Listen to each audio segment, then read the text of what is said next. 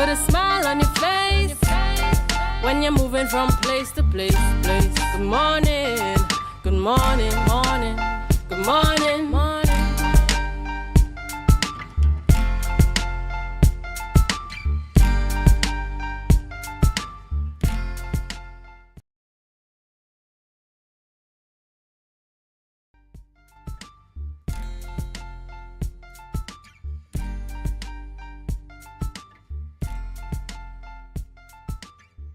Good morning and welcome to the morning show here on Tobago Updates Television. It is Thursday, the 26th day of June 2025, and we're coming to you live from the Port Mall here in Scarborough, Tobago. I am Adana Kumbi. This is the day that the Lord has made, and I will rejoice and be glad in it.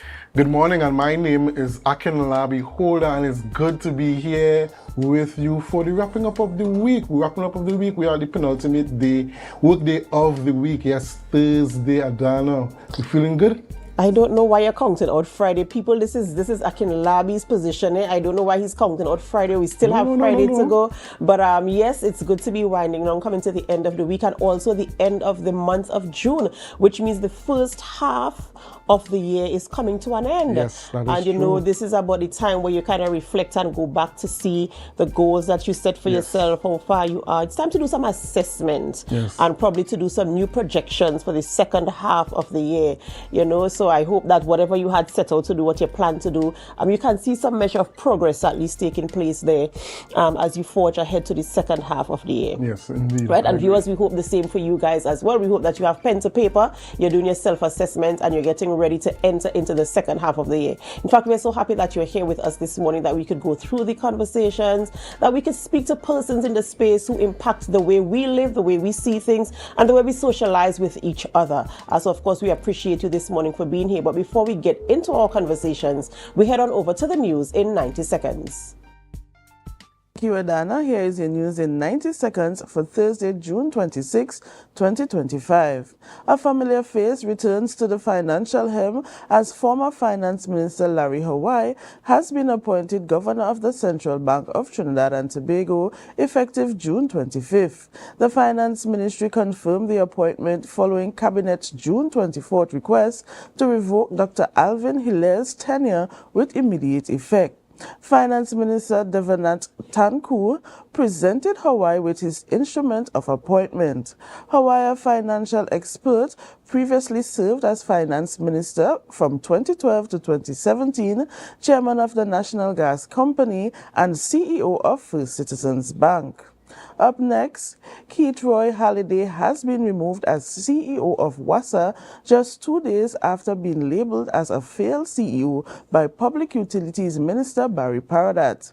His abrupt departure on June 25th marks a swish leadership shakeup. Previous WASA executive Javine Joseph has been named acting CEO. With over 20 years' experience, Joseph plans to prioritize equitable water access and service reliability. His appointment finalizes WASA's new leadership team led by Board Chairman Rohan Babwa. Halliday, a former Barbados Water Authority manager, was appointed in 2020 under the previous administration. And finally, Tobago is turning up the heat in Germany through a fresh tourism collaboration with Barbados just in time for the return of Condor Airlines' direct flight for the winter 2025-2026 season. The Tobago Tourism Agency Limited and Barbados Tourism Marketing Inc. joined forces for a vibrant 3-day city roadshow in Berlin and Frankfurt. Over 200 German travel professionals experienced Tobago's authentic charm, eco-adventures, and culture. Tea Tiles Beyond Ordinary campaign stood out, complemented by Chef Arthur Patrick's culinary showcase, offering a flavorful taste of Tobago's heritage and boosting early booking momentums. And that was your news in 90 seconds. Thank you, Biana, for our news there in 90 seconds. And can we pick up on your last news story there? You know, that situation that is happening in Germany where we are represented culinarily. You know, and I feel as if Trinidad and Tobago, and more so Tobago. I mean, we have it, we have it in the bag. I appreciate that smirk there from you, Akinlabi. I mean, when I look across the Caribbean region, we see a lot of different dishes and a lot of different artistic ways in which they present their offerings, the indigenous offerings. But I feel as if Tobago has something extra special.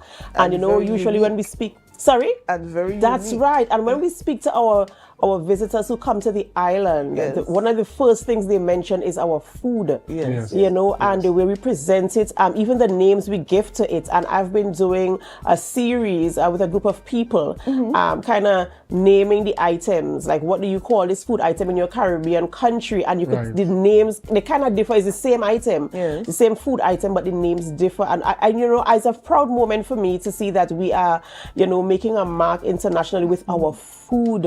I don't know, how do you guys feel this morning? Well, we're touching on the thought of food, right? I was going through social media, right? And there was this lady, she was talking about the fact that she was by a double stand purchasing doubles. And she probably saw like 2 foreigners there, and the way in which they were eating the doubles was like, it's like a sandwich. So a gentleman came after and was telling them, yo, you all eating the doubles wrong. You have to use your hands. So that's why I'm saying our culture with food is very unique. Yes. And Chef Arthur Patrick, he has been doing a lot of work, working with a lot of celebrities particularly. So, this is just another step in his career. And he's really flying the flag really high for Trinidad and Tobago, but Tobago in particular. I also want to talk about Adana and Biana, the initiative by Tital. And I think that's a very good initiative. Partnering with Barbados is a pretty good strategy, because we know Barbados is a very established destination, and to partner with them, you're bringing some of that attention that Barbados usually gets towards Tobago. So I think that this was a pretty good move by Tital. Yes, absolutely. And Bia, and I want to piggyback on what you were saying in terms of our food, the culture of our food as well, and the way we interact with our food, the things that you have to do to enjoy, for instance, how you eat crab, how you eat, it really is the relationship that we have with our food and how we kind of express it to the rest of the world.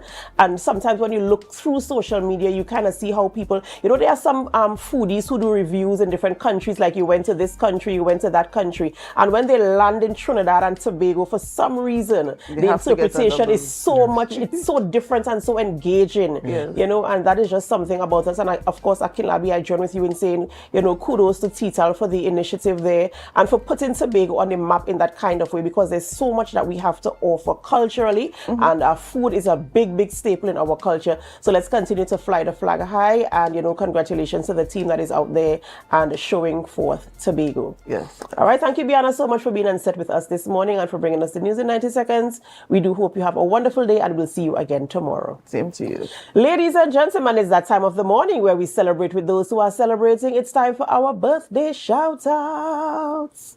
And if you know anything about Tobago Updates Television and the morning show, we do love a good celebration. And of course, this morning we say happy birthday to our lone celebrant, Mr. Collis Mitchell. Collis Mitchell is celebrating a birthday, and we say happy birthday to you. We do pray God's blessings upon your life, and we hope that you have a wonderful and amazing birthday today. God's blessings to you. Of course, even if we don't have your photographs this morning and you are celebrating, whether it's a birthday, an anniversary, you just had a baby, you bought a new car, you got a new job, you are migrating to a new country, whatever you are celebrating this morning, we join in the celebration with you. But we remind you to put God first, because He is the sole reason why there's even anything for you to celebrate. Who are we having conversations with this morning? Akinlabi, let's tell our viewers. Okay, so this morning we're having conversations with Miss Deborah Moore Miggins and Miss Devon Miggins, and they're both committee members, and they're going to be talking about the Moores family reunion. And then next up, we're going to have Arthur Patrick, yes, Chef Arthur Patrick, and he's going to be talking about his recent experience in Germany, taking local cuisine on the road to Europe. After that, we're going to have Colleen Hislop, who is the CEO of Coes Preparatory Home School, and she's going to be talking about Coes Preparatory Home School. And finally, we're going to have one Miss Acacia Devitai, and she's the band communication consultant for Yuma. She's going to be talking to us about Yuma's band launch. You know, these bands coming up to the July-August vacation, they really started prep and put out their offerings there for National Carnival.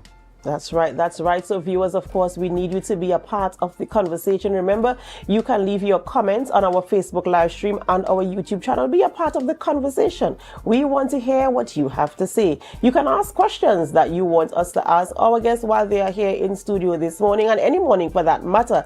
So for those of you who are viewing right here in Tobago, in Trinidad, the Caribbean region, the United States of America, Canada, Europe, Asia, Australia, Africa, wherever you are on the planet, we thank you, we appreciate you, we see you, we hear you, and we love the fact that you have always chosen us and made us number one for talk show here in the morning in Tobago.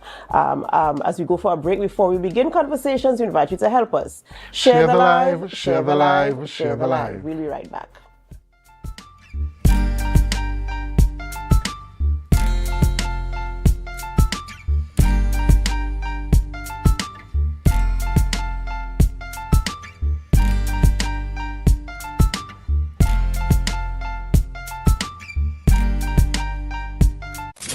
Dance Ensemble Tobago presents our signature event, Tobago Dance Sport Championship and Dancing with the Caribbean Stars. Lights, cameras, dance on 12th edition on Saturday the 12th of July, 5 p.m. The Chopin Cultural Complex Auditorium. See our dancers, all ages, compete in waltz, jive, rumba, salsa, mambo, and much more. Our Dancing with the Caribbean Stars. Who will take home the Mirrorball Trophy? Mrs. Tatiana Ned Augustine, the wife of the Chief Secretary of the Tobago House of Assembly. Miss Lynette Louis, vocalist entertainer. Mrs. Cassandra Thompson Forbes, journalist and Tobago correspondent. Mr. Javon Carrington, founder and head trainer of Dosfit Studios. And Mr. Julian Skeet, administrator and former TV host. After show, dance party with DJ Santa out of Trinidad. Early bird tickets, adults $200, children $75, and general tickets, adults $250 and children $100. Get your early bird tickets now from Dance Ensemble members, D&D Jewelers at Tobago United Cooperative, Milford the 24 gas station in Canaan, and the Chopin Cultural Complex box office. For more information, you call 772-9049 and 340-5758. You can't miss this one.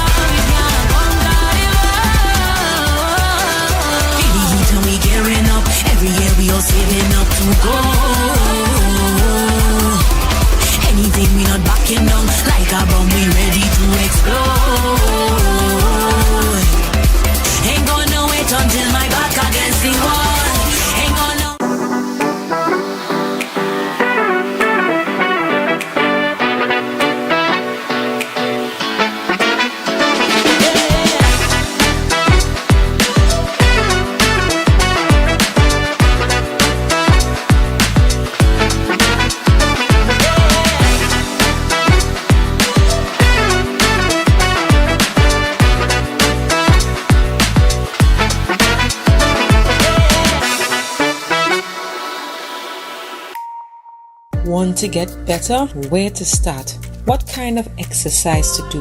What to eat? How to get restful sleep? Need a doctor to search for root cause? Look no further. Come to Majuba Hill Lifestyle Center Foundation at our Wellness Center in Goodwood, or Food Hub in Darrow Springs, Scarborough, or Doctor's Office in Goodwood and Darrow Springs. Contact 49SWIFT 4979438. When the game is on, you don't want to miss the best moments. With AMPLIA TV, you can enjoy our ultimate sports package and watch your favorite games on the go. Stay connected and informed with sports news, scores, and stats with AMPLIA's fastest internet speeds. Up to 1 gigabyte fiber internet, you can stream riveting football action, cricket, NBA games, and much more. With Amplia, it's game on. Visit amplia.co.tt or call 800-4663. Amplia. Do more, live more. Quartz is well known as the Caribbean's largest retailer, providing consumers for generations with the very best products to enhance their homes. This year, we bring our expertise to businesses. Quartz Business Solutions will serve small, medium, and large companies with the very best products at the most competitive prices, backed by warranties and after-sales support. Hoteliers, office managers, restaurants, and so many more. Quartz Business Solutions, a brand of the Unicomer Group.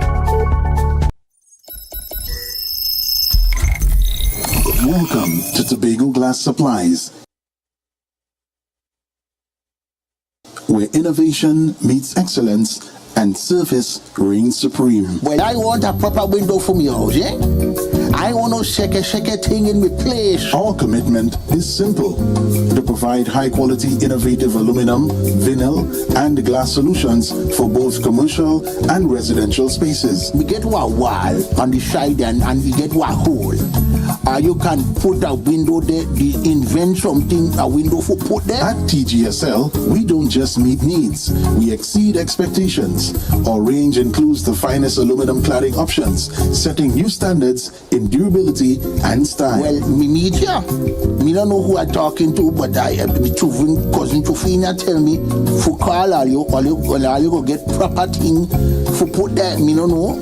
Driven by our passion to elevate, we aim to be the leading supplier in the Caribbean market while retaining our identity as a family-owned business. Driven? No, I ain't driving. I get a bus ticket. One of me pick me them go drop me down there. Must bring me down there. Russo Trace Springer down by the page down there. Because at Tobago Glass Supplies Limited, it's not just about products, it's about relationships. It's about you. It's all about me? Who's your family? You know Edna and Dorka and them, you know them, but you resemble them Edward boy and them Edward people them you. Tobago Glass Supplies, Russo Trace Spring Garden, telephone number 639-6266. Innovation, quality, service. That's Tobago Glass Supplies Limited. MI4 Security Services Company is the most advanced security service in Tobago. Ask about our cash and transit service. It's safe, risk-free, reliable, and timely. We provide safe banking delivery for all business types and sizes with highly trained staff, 24/7 monitoring, coordinated emergency response, and a well-maintained fleet of armored vehicles. Contact us at 660-7723 or visit our website at www.mi4securitytt.com to sign up today.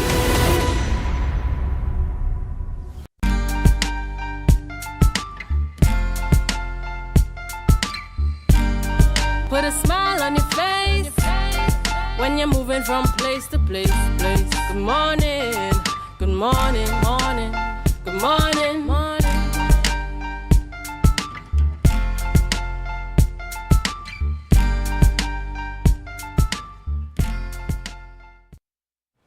Welcome back to the morning show here on Tobago Updates Television, and thank you so much for staying with us.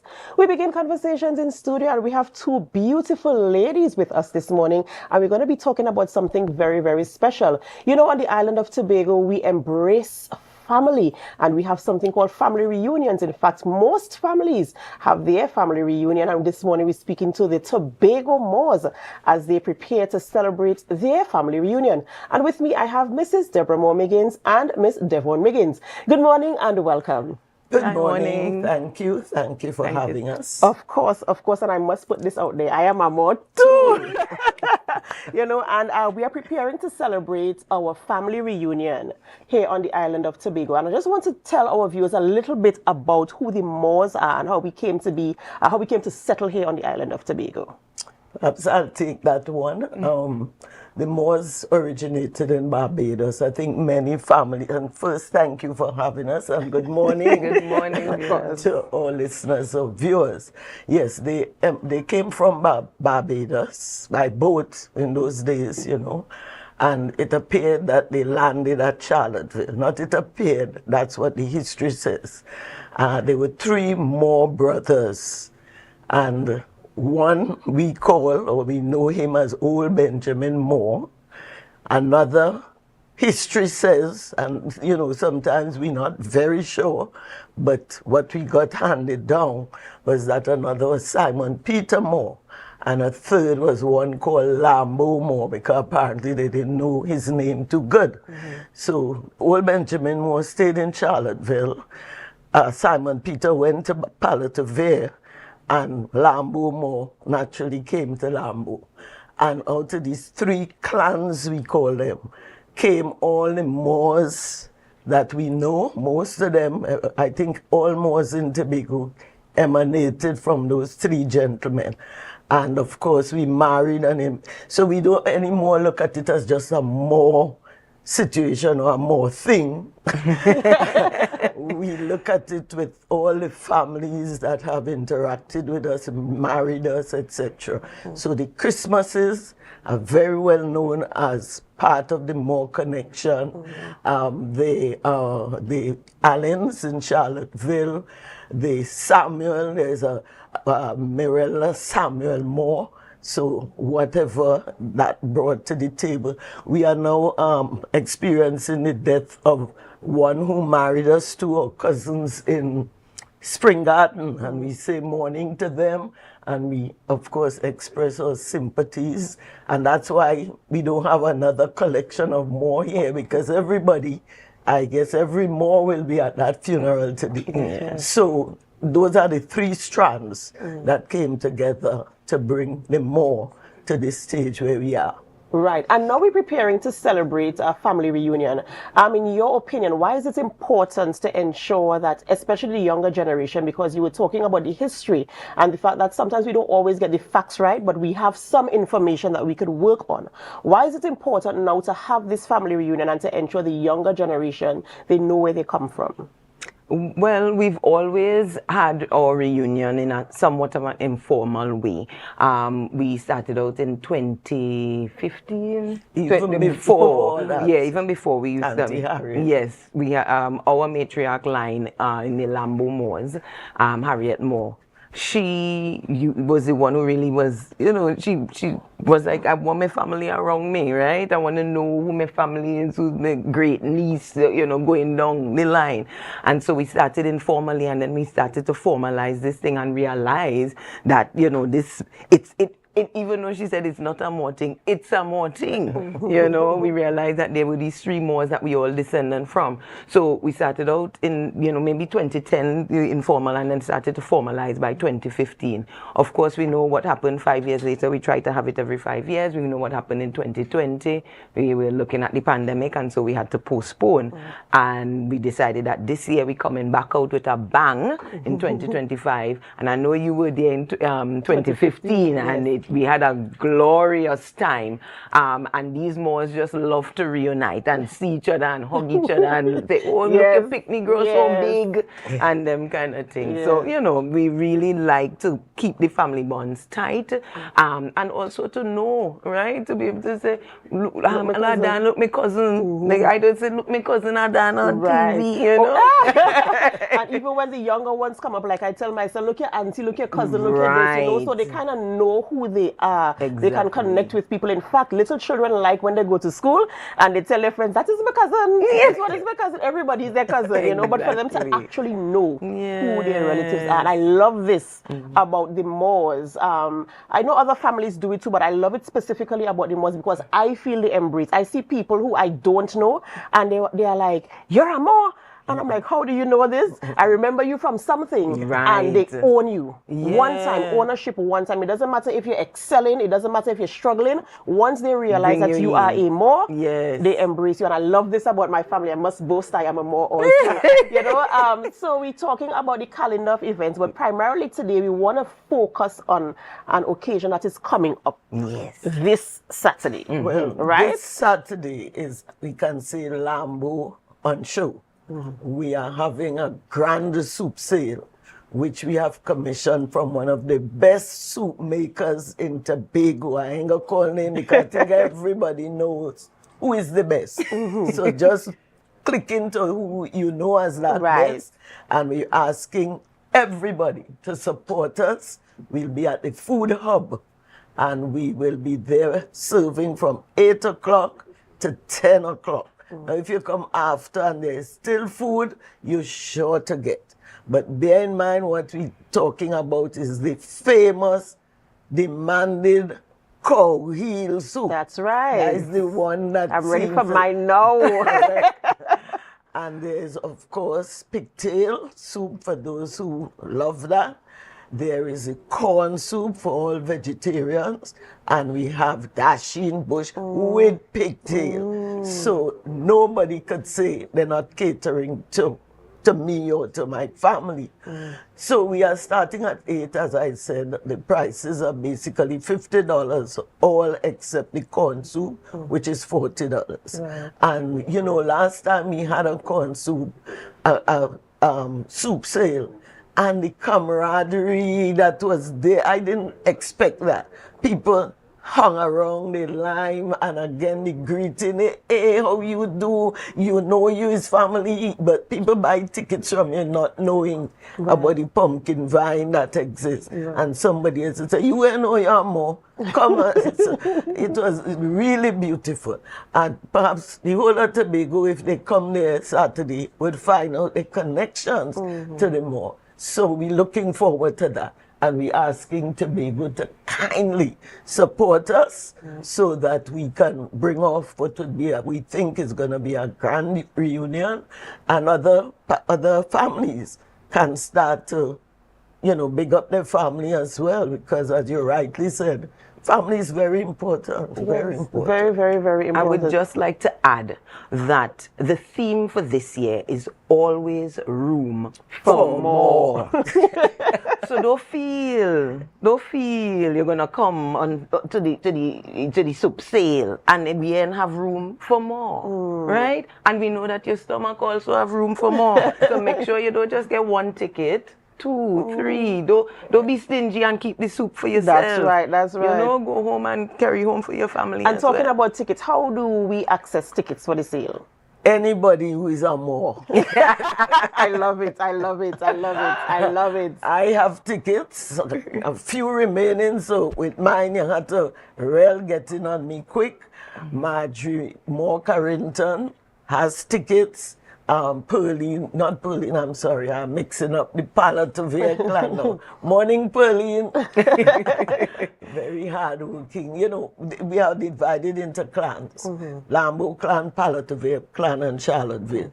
Each would have a day when the reunion starts. And I know you're going to ask me more about the timetable for the reunion. But as of right now, between Marjorie, myself, Devon, you can contact us for tickets. That's right, that's right. You know, you don't want to miss out on this soup sale. I could smell the soup from now and I could taste it. It's just that it's not getting into my stomach right now, but it will get there come Saturday, and you want to be a part of it. You see how beautiful the tickets look? Yes. Look at these tickets. And the tickets are color coordinated according to the clans. And we thank Shannon Moore of Spring Garden, always producing our tickets. Very hardworking young Moore, who is one of those who will really be leading the charge when this generation of old people move off. I don't know about the old people part, but this generation. Right? So I want to talk a little bit more about the events that will be celebrated for the reunion this year. Good. Right. So we kick things off on July 20th. We have a meet and greet, a welcome, that, you know, just really we kind of easing into the thing, you know. We're not starting off with just reunion. First, we want to meet and greet and say, wait, where you was? So family coming from abroad, that is happening in Mount Pleasant at the Nicholson residence, right? Then on the 21st, we have Charlottesville Day, where Charlottesville, you know, basically is heritage. Their heritage. So people are welcome to, you know, go to that if they so choose. On the 22nd, though, is a free day where people can, you know, go to the beach, connect with other family members that they have in Tobago. On the 23rd, we have Charlottesville Reunion Day, and Charlottesville's color is yellow, right? So they have their t-shirts in yellow. You'll notice that we're in green, but these are t-shirts from the last. We don't want to lash out. Yeah, we don't want to show we thing just yet, right? Lambo more. So then on the 24th we have Palatavere, and Palatavere's color I believe is burgundy, right? And then Lambo more on the 25th is our day, and our color is orange, right? That will be at the food hub. That would be at the food hub, yes. So when Charlottesville and Palatavere Day, those are happening in those villages. Right. So in Charlottesville and in Palatavere. And last time around, it was a beautiful sight to see all these Moors descend on Charlottesville, and we had a beautiful picture, a beautiful panoramic picture of almost every Moor that we could have, that could fit in the picture. And then we have the 26th, we have our reunion gala, which is where we dress up and formal wear, and we come out. That's right. We come out. The 27th is our church service. The 28th is an education, campfire stories, and I believe the games night is on the 28th. No, the 29th of the 27th. Sorry, the night of the 27th. Right. My apologies. So the church service, and then later in the evening is the games night. Right. And then on the 28th we have our education series, and then on the 29th we have farewell. Two little areas. The education series on the 28th. In the evening is the bonfire. Right. And there we'll be telling stories, doing speech band, anything that. And these Moors, we have a little gift of storytelling. And if you all don't believe me, the two persons sitting on set right now, if you never hear a story through speech band, you ain't hear a story yet. Right? So it's all of that that will be a part of what is happening. But let me just plug for what we're doing at St. Patrick's Anglican Church. One of our ancestors from Lambo was known as Alexander Dormout Moore.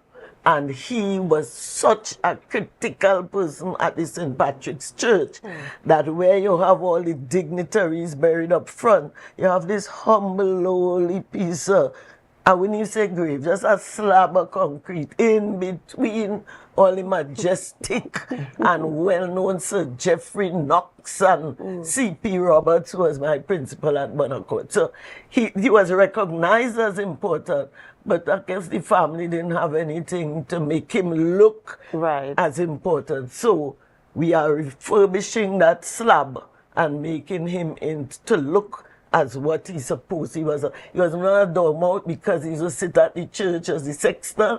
He ain't sitting nowhere else but at the front of the church, even in his home. So dormout. And we are going to have a ceremony commemorating his life and his legacy on the morning of the 27th, that Sunday morning. We're going to invite everybody who will come, have a little refreshments after. So I needed us to know that the more, and we want to do that throughout all the villages. Palatavere, if you have your Simon Peter, if you could find his grave, Old Benjamin Moore, if you could find his descendants, and we want to do that as well. But the 27th would be the day for that. I'm tempted to ask, how much more can the Moors do? But we can do so much more. There's always room for more. I really appreciate you ladies this morning, and I am looking forward to all the events leading up to our family reunion. And yes, I'm saying our family reunion. Might I remind you, I am a Moor. I am from the Lambo clan of Moors, and when I see people around and they say, hi cuz, even though you're not closely knitted, even if you're not first cousin, you're still cousin and you identify. I love it. And I will be seeing all of you guys at our family reunion. Come from the 20th of July all the way to the 29th. Right. But do not forget the soup sale this Saturday at the Food Hub from 8 a.m. to 10 a.m. You can get your tickets from the committee members. Mrs. Deborah Moore Miggins. Remind me of the names again. Miss Marjorie Moore. Carrington. Right. And also Devon as well will have tickets. You can even contact me if you want to get your tickets, and I will make tickets available to you. But they're going fast. Because the soup tastes nice. And from the best in That's right. Tobago. That's right. Not to omit that at all. So we're hoping to see you guys there. Thank you so much for all the love that you give to us Moors. And of course, I must say a pleasant morning to all of the Moors far and wide. We love you very much. And today we are celebrating the life of Viola Moore. We'll be there at the Moravian Church this morning as well to share more love, as we usually do. Good, thank you very much. Of course, a pleasure You didn't having tell you. them we couldn't find you, and somebody said, but I bring share. Well, then let's cut out the bag this morning on air. So I, of course, will be very, very present. All right, ladies and gentlemen, we have to go for a short break before we continue conversation in studio. And as we go, we invite you to help us share the live, share the live, share the live. We'll be right back.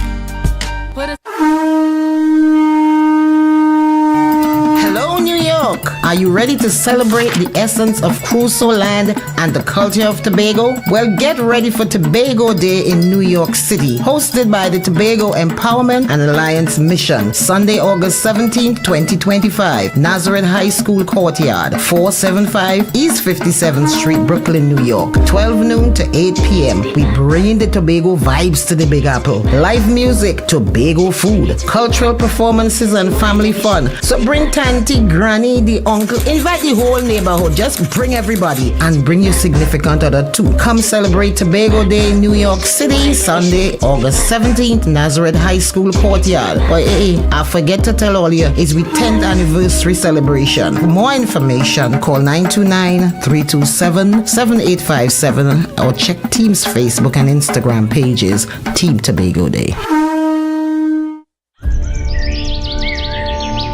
Tobago, this is your chance to lock in the brunch experience of the summer. Sun up. Real bad girl, get nasty. The brunch inclusive edition, the ultimate party in the East, where vibrant flavors, refreshing cocktails, and electrifying vibes collide. It's happening on Saturday, July 5th from 3 p.m. at Deltec Compound, Argyle. Bring your coolers, bring your crew, and brunch, sip, and vibe in style. This is the flavorful escape you've been waiting for. Grab your tickets now at Barcode, Harblow Supermarket, Lost Restaurant and Lounge, Deltec Compound, and committee members. Sun up! It's more than a brunch, it's an experience. Do you think you know Premier League or Champions League football? What about international cricket or the IPL and CPL? How about NBA basketball? Well, now you can put your skills to work to earn some extra cash by betting on the games with TT Bet Arena. Simply go to our website, choose a sport you want to bet on, find the games and place your bets. And with your computer or mobile device, you can bet from anywhere. Just go to ttbetarena.com, sign up for a free account, make a deposit, and start betting. It's that simple. You can even qualify for our $2,000 sign-up bonus. We also have horse racing, plus live casino games where you can bet using TT dollars. And check our new Tobago location at 7B Milford Road, Crown Point. For more info, call or WhatsApp 494-0634. TT Bet Arena, the #1 sports betting company in Trinidad and Tobago.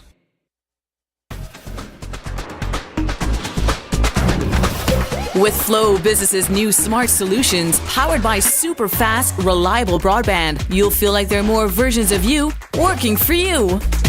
From website design, development, and digital marketing to promote your business, 24/7 business class support to cloud solutions, security, and more. Multiply your growth today.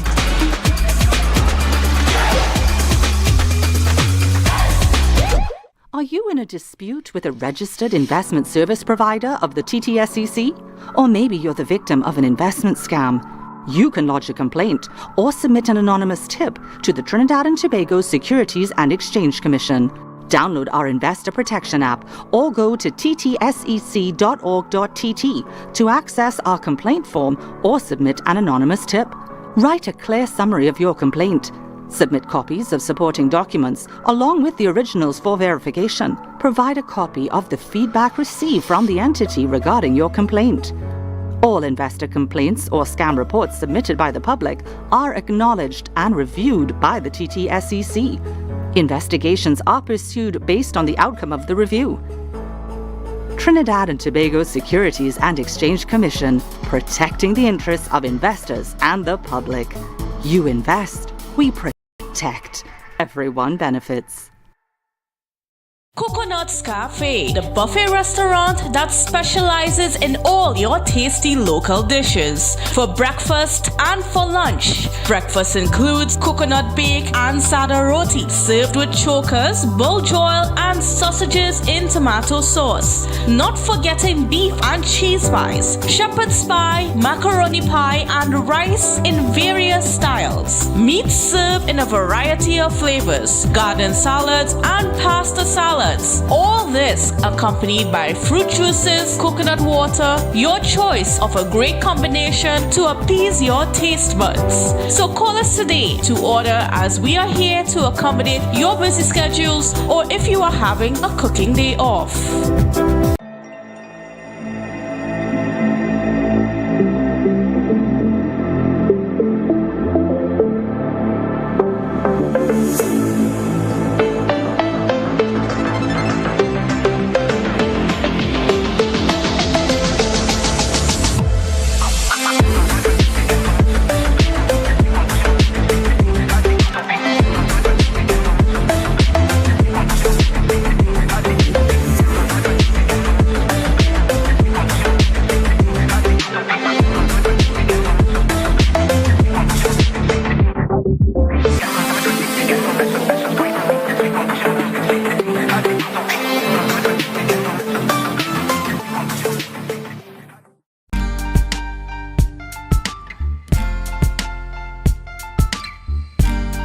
Put a smile on your face when you're moving from place to place. Good morning, good morning, morning, good morning, morning.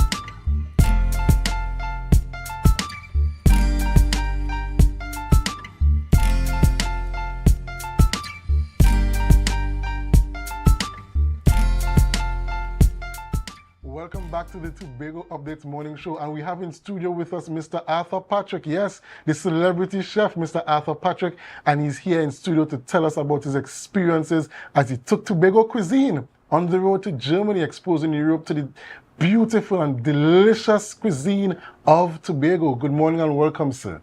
Hi, good morning, good morning. Thank you for having me. All right. Of course. So tell us, you took Tobago cuisine on the road. What was that experience like? It was an awesome experience being able to represent Tobago on an international stage, as a German stage. I believe that our food is immersed in deep culture, and it shows the spirit of our people and also Tobago's island spirit. Mm-hmm. And you know, I totally agree, because before you came on set this morning, we were talking a little bit in our earlier banter about the culture of our food. You know, every country has a culture, but food is a big staple in our culture. And we talk, most times when we have visitors coming to the island, one of the things they talk about primarily is our food. The way we prepare our food. Because you have this, you might have the same ingredients in a different country, but the way we combine it, the way we present it, and even how we call it, how we interact with it.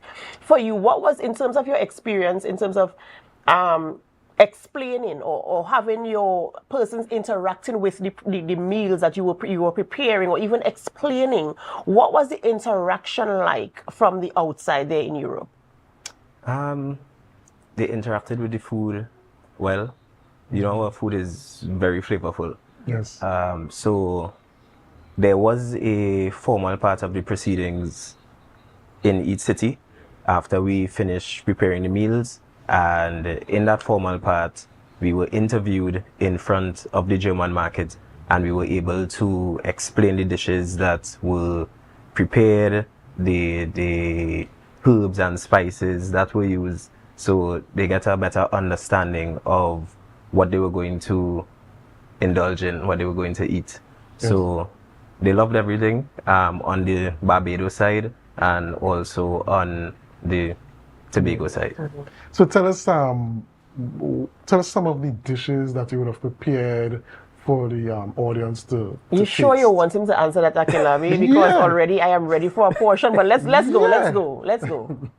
Well, of course, we had to have crab and dumpling. Yes. Right? So I prepared the crab and dumpling not in a traditional way, because in Germany they wouldn't have the same blue crab like what we have here.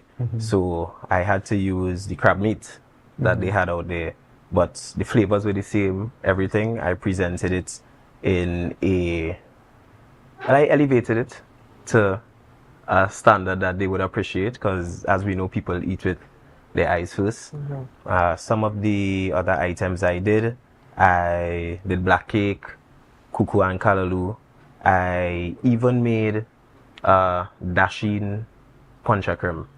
And that dasheen puncha creme recipe was actually created by one of my co-workers at the Tobago Hospitality and Tourism Institute, Miss Dion Kwashi Mio. So I took the recipe on the road and they loved it.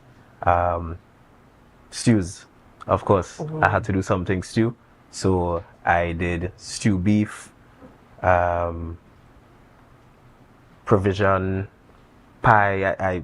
I did a lot of things. A lot of things, a lot of items. Very good to know. Yes, I told you I'll be salivating over these menus. And you know, I like the fact that you said that people eat with their eyes first. Yes. And it is very true. The presentation is what gives you, first of all, you get your 10 points for that before you even taste, because you already have an expectation. When you see the plates and you're like, ooh, that must taste really good.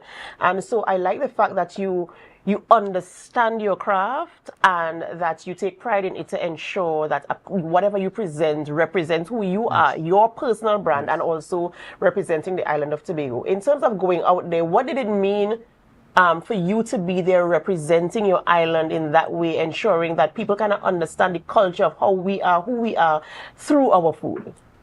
Well, it meant a lot to me, as I mentioned before, but I really have to give it up to, for being honest, TTAL, Tobago Tourism Agency Limited, and also Hotel School, where I currently work at, for, you know, choosing me and giving me the opportunity to be able to showcase our food. Because I guess without them, I would not have been able to be out there. So I have to give it up to them. So for Chef Arthur Patrick, right? What this experience, was there any sort of outcomes from this experience? You were able to make any business connections, any linkages for yourself and maybe for Tobago as well? I don't know, conversations were had. I guess the purpose of the trip was more so to sell Tobago. In the winter seasons, when the Condor flight comes to Tobago and Barbados, you know, we just want the seats on the flights, all the seats on the flights to be filled. So no business connections were really made. Most times I was in the kitchen in the heat, cooking. Yeah, so. You know, I want to ask this question, right? I know sometimes when you're doing what you're passionate about, you have a kind of feeling.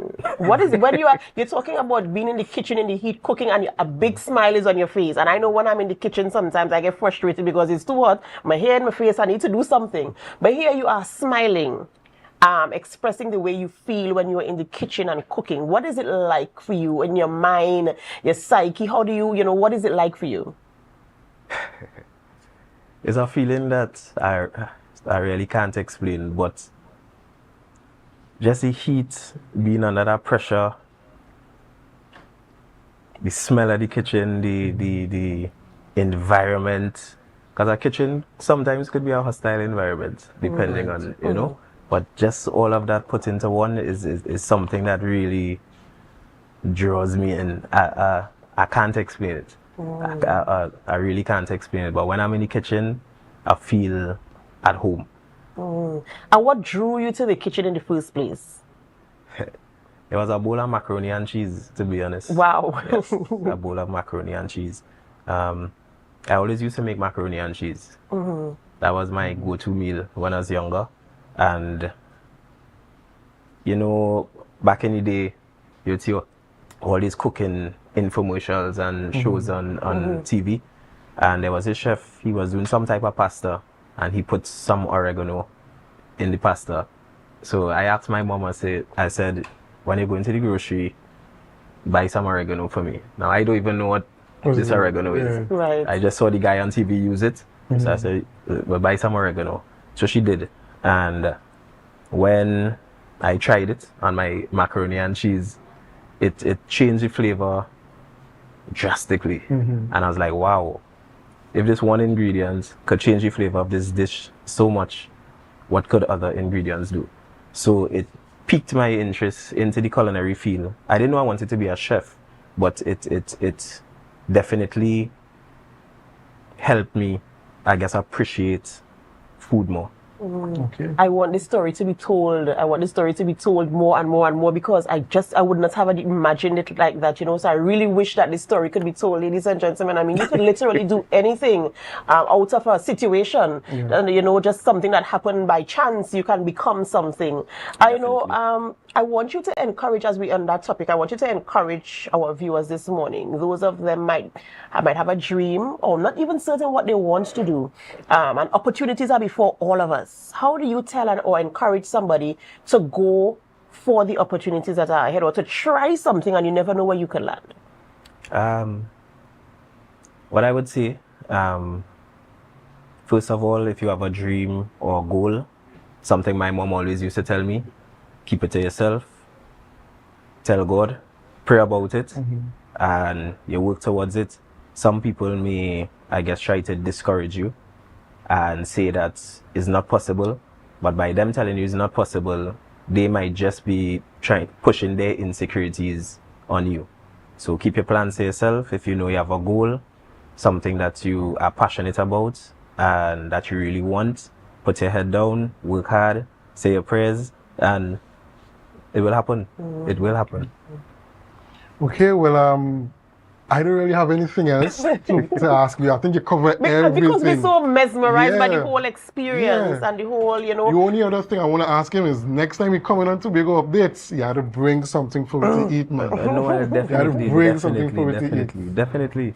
I was thinking that you all should tell me something. We'll talk to the producer next time about that. Mr. Patrick, we really, really appreciate you. We appreciate what you're doing for Tobago. We appreciate your skill.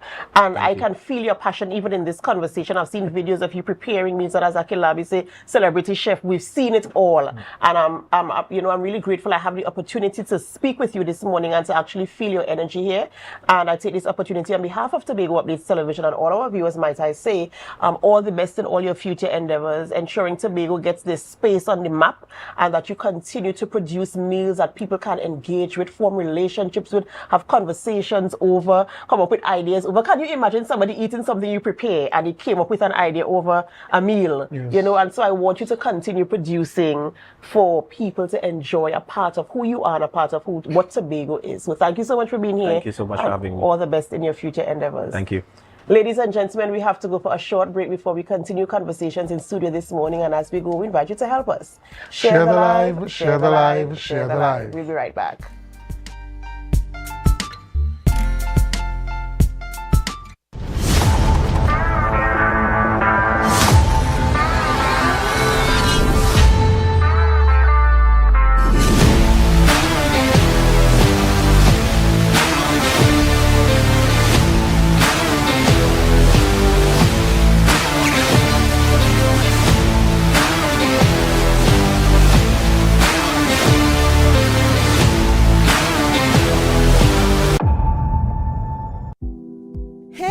girls, we've got 'em. At S&R Hair Fantasy, we provide a wide variety of quality hair, the latest hair accessories, adult toys, skin lightening products, female underwear, and much more under one roof. Check us out on Shelbourne Street in Plymouth or call us at 317-0808. We're open Monday through Saturday, 10 a.m. to 6 p.m. S&R Hair Fantasy for queens who know exactly what they want.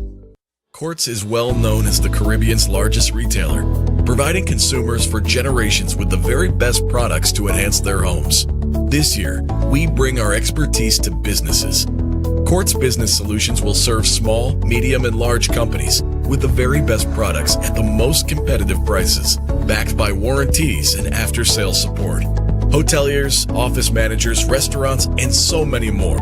Quartz Business Solutions, a brand of the Unicomer Group. Do you think you know Premier League or Champions League football? What about international cricket or the IPL and CPL? How about NBA basketball?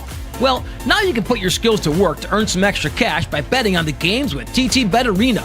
Simply go to our website, choose a sport you want to bet on, find the games and place your bets. And with your computer or mobile device, you can bet from anywhere. Just go to ttbetarena.com, sign up for a free account, make a deposit, and start betting. It's that simple. You can even qualify for our $2,000 sign-up bonus. We also have horse racing, plus live casino games where you can bet using TT dollars. And check our new Tobago location at 7B Milford Road, Crown Point. For more info, call or WhatsApp 494-0634. TT Bet Arena, the #1 sports betting company in Trinidad and Tobago.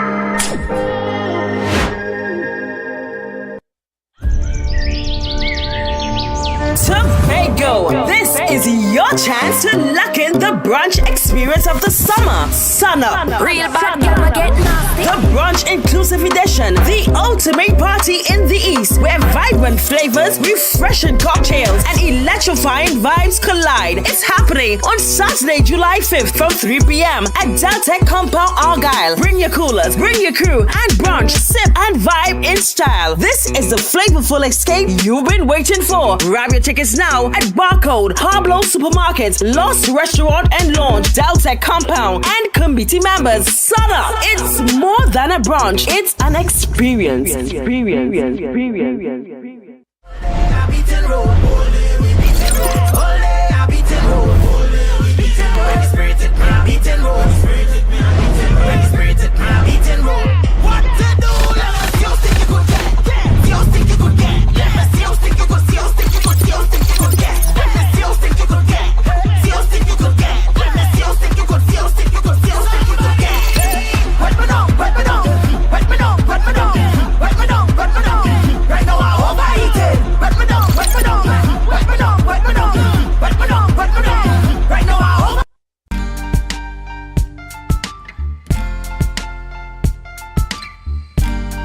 Put a smile on your face when you're moving from place to place. Good morning, good morning, morning, good morning, morning. Welcome back to the morning show here on Tobago Updates Television, and thank you so much for staying with us. We continue conversations this morning as we head into the Women in Business segment, and this morning we speak with Auntie Colleen Hislop. She is the CEO of Cohis Preparatory Home School, and we also have Miss Rochelle Hamlet, who is the administrative assistant of the same school this morning as we talk about their business. Good morning, ladies, and welcome. Good morning. And good morning, Tobago, and wherever you are viewing from. That's right. You know, it's a pleasure having you in studio this morning as we speak on this topic. You know, we're talking about women in business, women setting up and establishing businesses on the island of Tobago, thriving, going through the challenges, and of course, meeting their goals as they go along and impacting lives. And so we're talking about your business, which is Cohis Preparatory Home School. So tell us a little bit about the business. Cohis Preparatory Home School is a private educational institution located at 61B Belmont Road, Mason Hole, Tobago, where we are catering for the needs of children who may have challenges in the mainstream environment. We started in 2016, where we started with one student. Actually, that student was a granddaughter of mine who was having some challenges in the mainstream environment. And the parents asked me to take her to work with her with the intent that she would have resorted to her regular school, but that didn't take place. So what happened subsequently to that, with my having been an educator for over 50 years, other parents who had students, who had children in a similar situation, they approached me as well. And so the enrollment moved from one. We started in September of 2016, and by December of 2016, we had 3 students. And then the increase kept going into 2017. So here we are today, operating Cohis Preparatory Homeschool, enrollment of close to 45 students, and we are catering for all the ages, from the beginners, 5 years, to the students of the C age, 12 plus. Wow, that is absolutely amazing. And it's so amazing how something can happen out of a situation, you know, that an opportunity can be created out of a situation.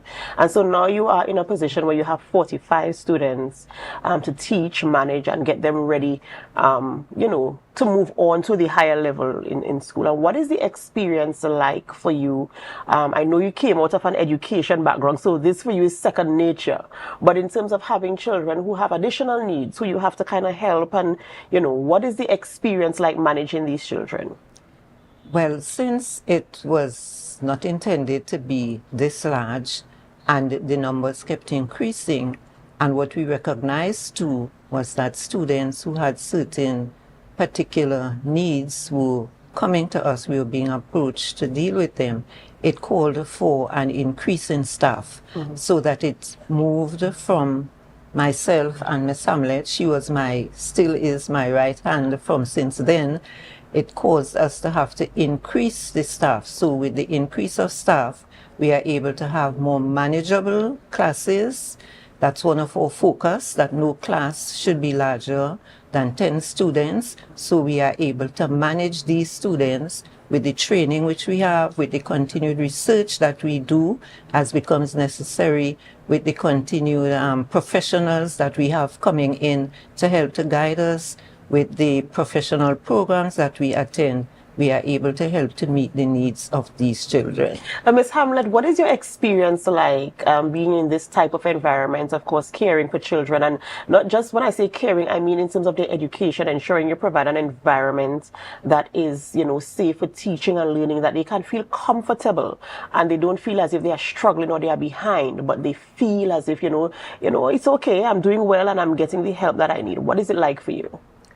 To be quite honest, teaching was never my dream job, but I was taught by my schooling, likewise at the primary school level. And after university, she called me. I was out of a job. She called me and asked me if I was willing to work along with her. And I went. It was part-time at first, and then as we grew, it became full-time. And being a teacher is like being a mother. So you meet every need of the child, right? And it is really rewarding to see a student come from this level, and as you observe the growth, it is really rewarding, and you know that you are doing something good. And I like that when you can measure your success in terms of, am I doing good? What can I do to improve? Auntie Colleen, you were talking about research. You're having to do research to ensure that you have the type of material to teach the child and to care for the child, as you said, Miss Hamlet, because you have to provide for all of their needs holistically, which is what we do in schools. You know, the child comes to school, they might not have had breakfast, for instance, or they might have had a bad night, they couldn't sleep properly. And so these things impact the way they interact during the course of the day. How have you been able to use your maternal instinct, if I could call it that, to ensure that you can kind of assess that a child is not being the normal self today, and you have to give them some extra attention? How do you manage that? Well, upon the entry of students into school on any particular morning where we start with our assembly, we just observe how the children are interacting generally, how they're interacting as we meet for our assembly, how they are interacting when you get into the classroom, what their responses are. We look at their expressions, their general expressions. We look at the way they move, the way they are getting into whatever their written assignments might be. And from that, we can be able to determine whether everything is okay with this child. So we would take these children out individually. We would have some questions. And from a situation like that, we are able to determine, well, I had no breakfast. Mommy was not at home when I left. You know, you look at their appearance sometimes. We are high on physical appearance in terms of, are you tidy this morning? How do your clothes fit on you? And things like that. So we are able to determine, when I left to come to school, Mommy was not at home. Or I didn't come to school yesterday because I had to remain at home and take care of the younger siblings. And we are talking here about children in the 10, sometimes even younger, 9 to 12 age group, where they are being debarred from coming to school for that education for that particular day because they have to be the quote-unquote parents at home on that particular day. So there's so many challenges that arise sometimes in teaching. But what I want to, in closing, of course, because, you know, we have to look at time here, in closing, there's a young woman out there who wants to get into business, right? She's thinking, I have a business idea, I have a skill, I have the resources, but I'm not sure. How would you encourage that person to launch out, to say, listen, you can do it, and you have what is available, you have what it takes to do it? I think I'll let Ms. Hamlet answer that question. Prayerfully. That's what I will say. Prayerfully, once it is God's willing, and once you have the passion to go forth and do it, you go straight ahead with God's guidance and you will be successful. All right. I agree with her 100%. I chose her because even though she is part of this, she also has a business plan of her own as well. Right. Yeah. So she's talking to herself here. She's talking to herself, yes. I like that. I like that. You know, I wish you continued success as you continue to mold minds and prepare children for the world at large. Because when they leave school, they enter into the real world where they have to become adults, where they have to start to think critically and make decisions and stuff like that. So I appreciate you, of course, for what you are doing. And I wish your business continues to strive and that the children can see the benefits of being a part of Cohase Preparatory Home School, right? All the best to you. Okay, and we thank you very much for having us this morning. Of course, a pleasure. Ladies and gentlemen, we're speaking with Auntie Colleen, as I know her fondly, Colleen Hislop, who is the CEO of Cohase Preparatory Home School, and Miss Rochelle Hamlet, who is the administrative assistant there as well, doing what they do, molding minds. Why is my tongue tied this morning? Molding minds and ensuring that our young children are ready for the wider world at large. We have to go for a short break. We have another interview. Yes, 4 interviews today. So do stay with us as we return. In the meantime, we're asking you to help us share the live, share the live, share the live. We'll be right back. Dance Ensemble Tobago presents our signature event, Tobago Dance Sport Championship and Dancing with the Caribbean Stars. Lights, cameras, dance, our 12th edition on Saturday the 12th of July, 5 p.m. The Chopin Cultural Complex Auditorium. See our dancers, all ages, compete in waltz, jive, rumba, salsa, mambo, and much more. Our Dancing with the Caribbean Stars. Who will take home the Mirrorball Trophy? Mrs. Takiana Ned Augustine, the wife of the Chief Secretary of the Tobago House of Assembly. Miss Lynette Louis, vocalist entertainer. Mrs. Cassandra Thompson Forbes, journalist and Tobago correspondent. Mr. Javon Carrington, founder and head trainer of Dosfit Studios. And Mr. Julian Skeet, administrator and former TV host. After show, dance party with DJ Santa out of Trinidad. Early bird tickets, adults $200, children $75, and general tickets, adults $250 and children $100. Get your early bird tickets now from Dance Ensemble members, D&D Jewelers at Tobago United Cooperative, Milford 24 gas station, in Canaan and the Shore Park Cultural Complex box office. For more information, you call 772-9049 and 340-5758. You can't miss this one.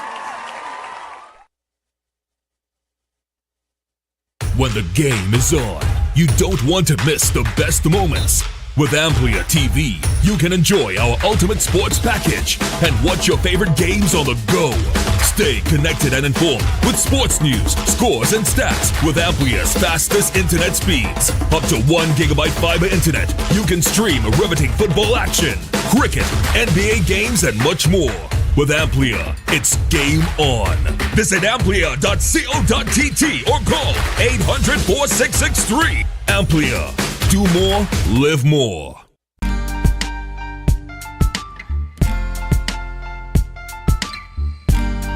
Put a smile on your face when you're moving from place to place. Good morning, good morning, morning, good morning, morning.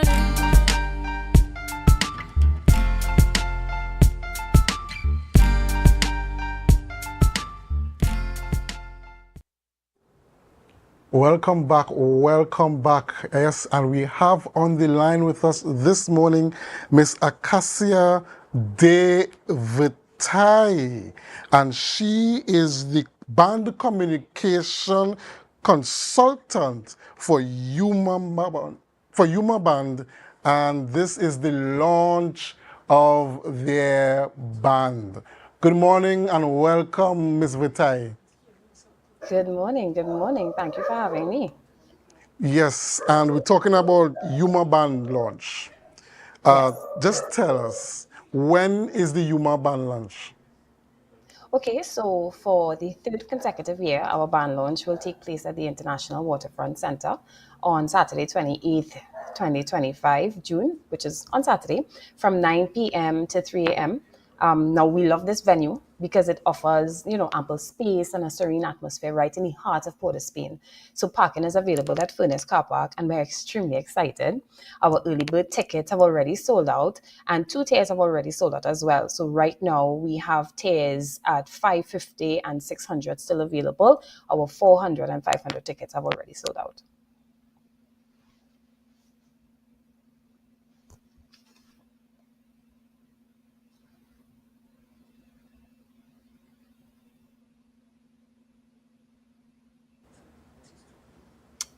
Oh, I'm sorry, I'm not hearing you at all. Yes, I know that you all have a number of entertainers usually at your band launches. And I don't know if you could spill the beans in terms of who persons can expect to be performing at the band launch. Well, that I cannot say because, of course, it will be a surprise, just like last year was a surprise, where we would have had Patrice come on and perform on stage. And, I think the crowd was blown away. But I think what Yuma masqueraders and patrons can expect is that, there are people who they always see at our events, people who are very true and loyal to the Yuma band and brand. And even if you don't see them on stage, you might see them, within the event itself. So they can look forward to that. Okay, and I know that Yuma is one of the biggest bands in Trinidad and Tobago when it comes to National Carnival. But what is your following like in the Tobago space? I don't know if you have a significant amount of Tobago patrons that participate every year. We do. Yuma is very fortunate to have a really wide spans in terms of masqueraders. So we have masqueraders from all over the world, the Caribbean, the entire globe really. But yeah, we do have a pretty good Tobago following. We have a really nice Tobago following, to be honest. Excellent, that is excellent. And you know that the Tobago Carnival is something that is pretty recent on the global carnival calendar. I don't know if Yuma is thinking about coming into the Tobago Carnival market or partnering with one of the Tobago bands to have a bit of a foray in the Tobago Carnival market. What are some of the future plans for Yuma concerning Tobago Carnival, if any at all? Well, what I can tell you is that Yuma currently does production across the globe as well for Carnival. So we don't just operate in Trinidad and Tobago. And so we are available. We are available for that type of thing. Now, we understand that, Tobago Carnival is growing and, I guess Tobago Carnival is really trying to find its rhythm in terms of what works best for them. And one of the things that Yuma is really proud to do, based on the different designers that we have involved with the band or different people that would be involved in the different areas, is to be able to consult and assist wherever we can to assist, with the event and with the entire activation to go off smoothly. So Yuma is always ready and available to participate in any way that we would be allowed to. Okay, so Mr. Devatai, before we wrap up the interview, just give us one last pitch for the Yuma Band launch. Well, I wouldn't give you a pitch. I think what really has to happen is we want to get people excited the way we are excited. Yuma practices its behavior around Carnival as a 365 process. We start working from Ash Wednesday all the way down to band launch and, do it all over again. So we're really excited for people to attend. Of course, we're looking for the Tobago crew to come in and have a great time. You don't have to go far. If you decide to come off the port, you can walk to the International Waterfront Center. And if not, just come out and spend the weekend and enjoy the time. It's always, the Yuma Band launch is always a fantastic time. We're really looking forward to people seeing our launches here because the theme is luxe and luxury, and we really want people to have that lavish experience. It is going to be something to remember. And so if you're looking for something exciting to do at the end of June, this is the place to go and this is the place to be. And we'll be happy to have you. All right. Thank you very much, Ms. Acacia Devatai, the band communication consultant for Yuma, the band talking about Yuma Band launch coming up at the end of June. And we wish you all the success and hope that you have a good day. Thank you so much. We look forward to having you. Hope to see you there. We will see. Take care. Okay, ladies and gentlemen, we've come to the end of the Tobago Updates morning show, but our programming continues. We have GMT up next. So do us a favor. Share the live, share the live, share the live. GMT is up next.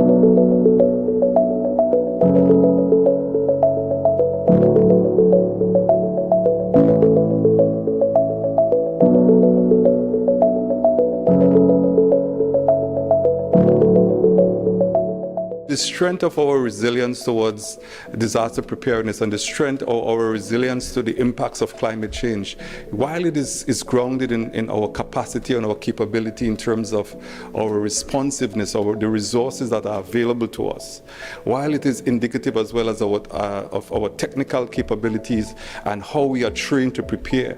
But I want to tell you this morning that our resilience is also grounded in the fact and also largely dependent on how much we can collaborate with each other. But when we look at our landscape, on our inner cities and also our rural communities, they are highly vulnerable to hydrometeorological events. And therefore it's important for these stakeholders, our stakeholders, to understand exactly what is happening with the hydrometeorological impact on our exposure. For example, our coastal community, our slopes, slope failures, fallen trees, or utilities, and what is going on with our infrastructure.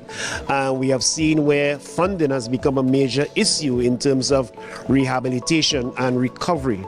And therefore, I think it is necessary for all of Tobago to understand the importance, therefore, of resiliency. And this session will allow us to have a true picture as to what is exactly happening, not just the negative, but also how we can merge our resources together. One of the things that we're looking forward to is having pods in every community so that when a disaster hits, they're not looking at Speyside to get a a chainsaw, they would have it within their own community. They'll be able to respond to their own community emergency response. So another thing, as Dario was mentioning, was making sure that we know who are the vulnerable within our community, where is the loose roof that's in our community, so that we know even beforehand how we can address these issues. I am a returning national. I recently came back to the island, back in April, and I wanted all the information that I could get, really, because I'm worried about what I don't know. And so far, it's a lot. So it really is about the information so that I could be prepared for what is to come. I'm so glad that I'm here, and I've already picked up a few things that I need to actually learn some more about. So I think they're absolutely vital.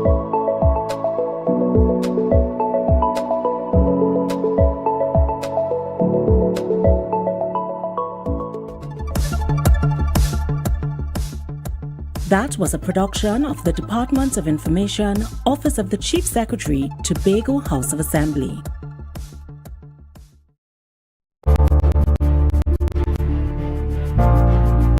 You're viewing Tobago Updates Television, your exclusive gateway to Tobago, broadcasting the beauty of this island paradise to the world.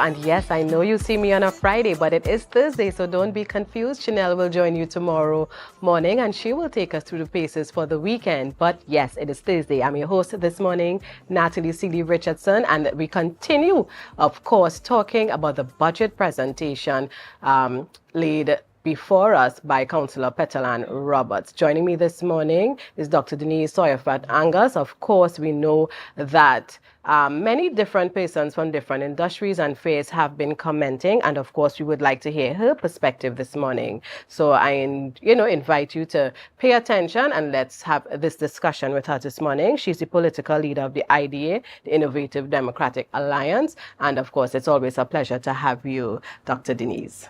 Good morning, Natalie. Good morning to the rest of Tobago and wherever you are touching in from, viewing, listening. Good morning. And of course, the Secretary for Finance presented a $3.7 billion wish list. We may say it's an ask list because we know here in Tobago, for those who are not familiar, when the Secretary of Finance presents and we call it a budget, but it's really like a wishful budget. We still have to wait on central government to allocate the figure, and then the THA will then make revisions and work along with the monies sent to us by central government. So this 3.7 billion wish list, for those of you who would have listened, read headlines, read summaries of what was presented, would have your own opinions. You may like it, not like it, want to tweak it, and that's fair enough. And as I mentioned earlier, we have Dr. Denise Sawyer-Angus who will share with us. And as we get into this discussion, Dr. Denise, I want, before we get into more details, 6 areas were highlighted as target points for capital investment, right? Agriculture, infrastructure, digital technologies, human capital development, which includes education and training, and micro, small, and medium enterprises, right? So these 6 are the target areas for capital investments. And I just want to start off there because it covers a lot of what Tobagonians talk about, whether we are happy with where things are, where we want to see Tobago go. Are you satisfied that these are the 6 key areas identified for capital investment? And if not, what would you have liked to see make that 6-point list? Okay, so let me first of all congratulate the Secretary of Finance for her maiden speech, being the first female Secretary of Finance. I know that, for women in leadership, It is not easy to achieve those, to have those achievements. So hats off to her. Congratulations. I think for me, when I think about the overview of the budget, we cannot just look at, okay, what are the 6 things? I think we need to have a proper assessment. It's like when somebody goes to the doctor, you don't just expect the doctor to look at you and say, okay, that. You want a full assessment to hear all the things that are not correct. And then is when you make the diagnosis, then is when you provide the treatment. And so I am not clear that we have gotten all the data to make a proper diagnosis of what are the challenges in Tobago and what can we see going forward. So what you have is a prescription for all of these things, but the diagnosis has not been made. And when you look at, what they would have laid out in the budget, you ask yourself if that prescription is real. And I'm going back to the fact that they did not mention in the budget that, they mentioned it, but they didn't truly extrapolate it, that we have a 22% tertiary education, on the island. I mean, some CSO results at the last source said 16%. I don't know, they're saying 22%. Fine. If you have 22% of persons who went to tertiary education, there's also another cadre of 68% that did not receive O-levels, only got O-levels between 1 and 4 O-levels. Okay, so that's 68%. And that number has been increased over the last 2 years. It was 64% in 2023. It's now 68% in 2025. So it means that you've had a 4% increase in persons not attaining between 1 and 4. And this does not even take into consideration our high school dropouts, those who got less than 1. Right. Okay? So it tells you that we are in a bad shape where being able to drive the economy is concerned. Right. Everybody keeps talking about Singapore. Yes? And we want to be like Singapore and the model of Singapore. Singapore's model is at least 43% of the persons having tertiary education. Now, tertiary education does not mean academic pursuits. It could also mean tertiary education, specialization in any of the skills trainings that we do. Right. So you want to have that in order to drive an economy. And therefore, if you understand that is one of the greatest challenges we have, that is also driving low productivity, then you want to look at serious education reform. Right. And before, which I don't really see listed. Right. And on before, that. I just want to bring you back again, the 6 key areas that were highlighted for capital investment. And I can read them again for the benefit of our viewers. Agriculture, infrastructure, digital technologies, human capital development, and the MSMEs, right? So this, although you have, these were the key areas specified for having that capital investment. Is there anything you would have liked to see, being added there, or something that you might have prioritized more? Or do you agree that this 6-point list is okay as it's presented? This was just one of the features of the budget. Right. So perhaps I'm a little bit clinical at times because of my medical training. I have to be very precise in analysis. Yeah. And so we spoke about education reform. Right. Inside of that, you also need human capital development. Right. 159 million for human capital development is not going to turn around or begin to turn around the challenge we have with the diagnosis we made. You understand? So you're running into all of these other areas, but the one key area that is going to make significant turnaround, we really have not put much into that. Okay? And I really have to admit that I was very disappointed with that 4% increase, because we have two teachers at the helm. You have the Secretary of Education, who was a former teacher. You have the Chief Secretary, who was a former teacher. So how can we have that much slippage in the last 2 years of 4%? It means that there's something wrong with the education system. They are not seeing it, whether they don't have the courage or they don't know what needs to take place in it. Something is going awry there. Right. Okay? Additionally, we have the decline, the serious decline in the economy. Now, from 2015 to 2021, under the PNM reign, you had a slippage of about 23% of the economy. Under this administration, according to their figures of a 5.9% budget, Right. whereas 80,712 people that they are catering for, that indicates that the decline is now at 13% under this administration in the short 4 years.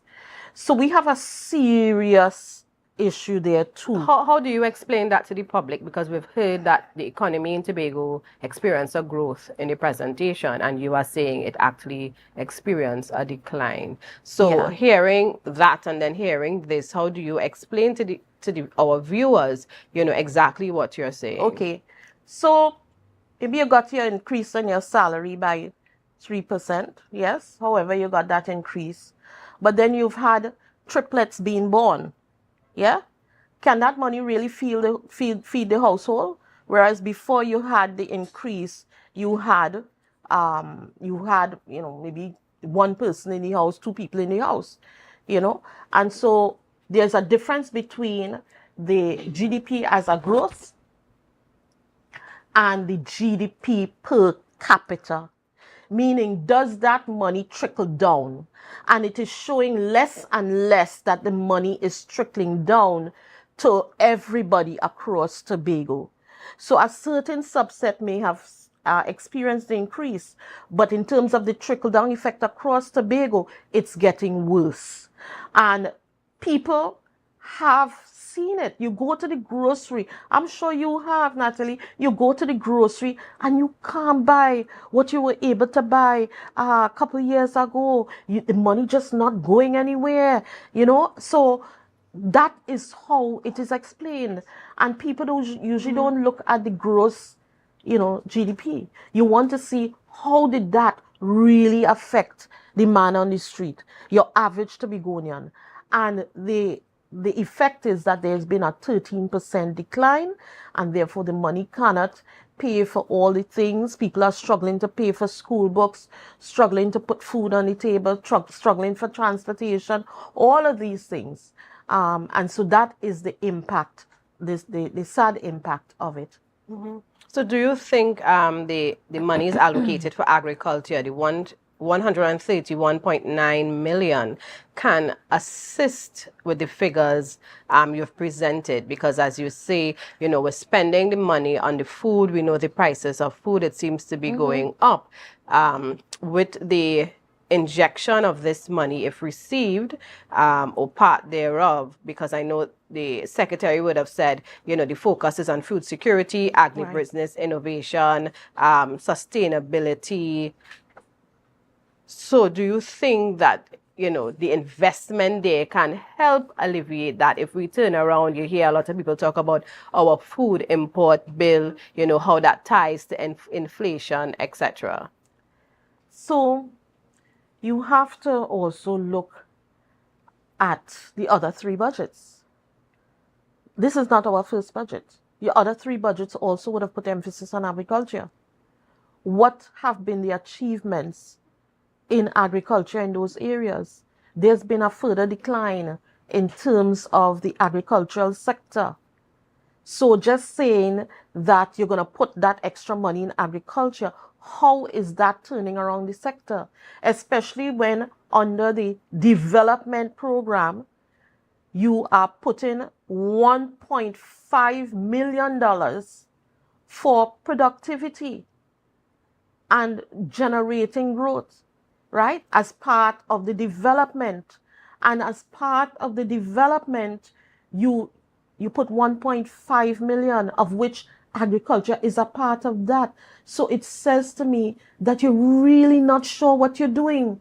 Because if you're putting 1.5 million, can't begin to touch. If you say you're doing, what is that thing they call them? Oh gosh, the name is slipping me now. They're creating these food or agri-processing. The hubs or something like that. That name has slipped me now. Sorry about that. That's all right.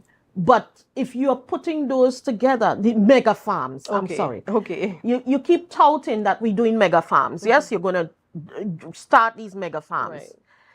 If you're doing that, it cannot be 1.5 million in the productivity sector under your development program that you're putting in to say you're doing mega farms. I mean, that's child's play. And so you're not getting a sequencing of the budget in terms of how it has been developed, how it has been analyzed to produce what you want. What you have is certain sectors saying, okay, I will be primary this time, you will be primary this time, I'll be primary this time. Here's your money. Right.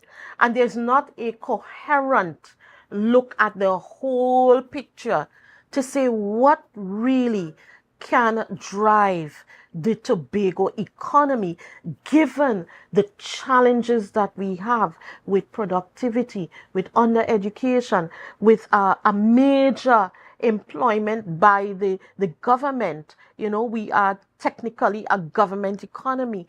How do we begin turning that around so that Tobago can grow to the level of prosperity and freedom? And that is what we want. Do you think it can be turned around if central government, whoever sits there, gives Tobago what Tobago asks for? Because, of course, history would show whatever is asked for, it's not given. So if it is that Tobago gets all it wants, it's just like managing your home. If you get the resources you need, then you can plan better and implement programs. So do you think that might be one of the challenges for whoever may sit at the THA?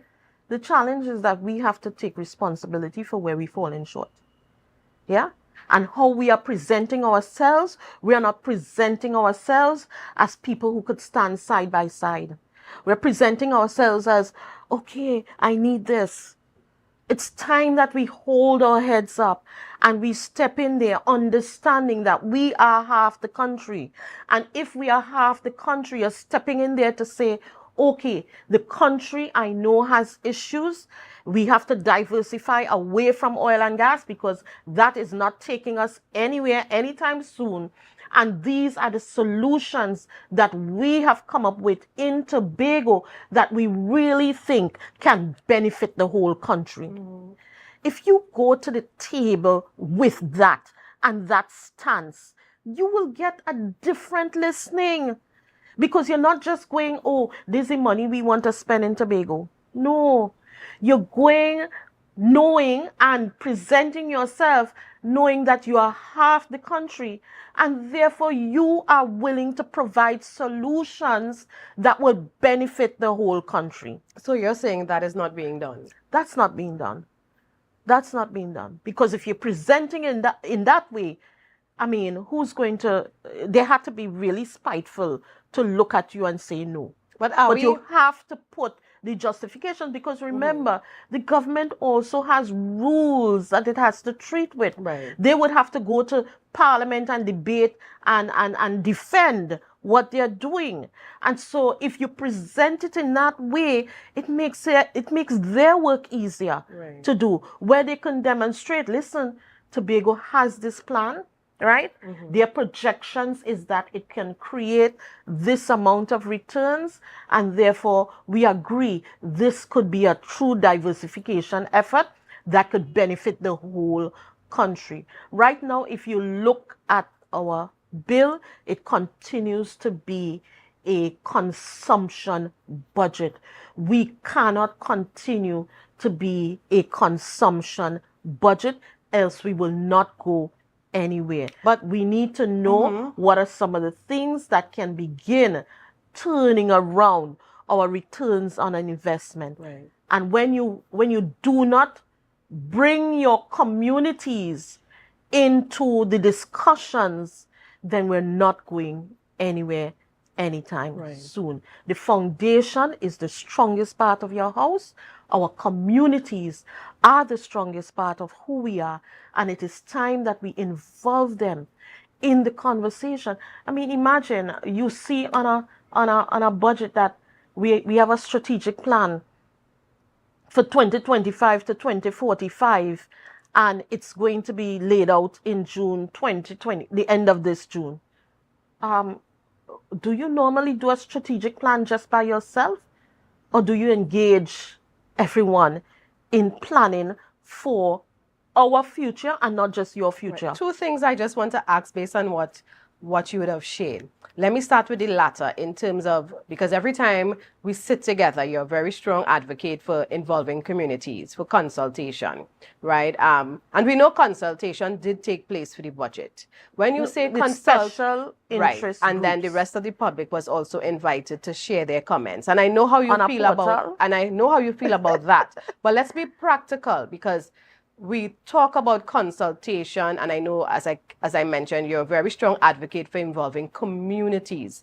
And I want you to really clarify that for me, because when you talk about consultation and involving communities and everyone, is it that you want to go around village by village? Do you expect that drive bringing the people into meetings and having those conversations?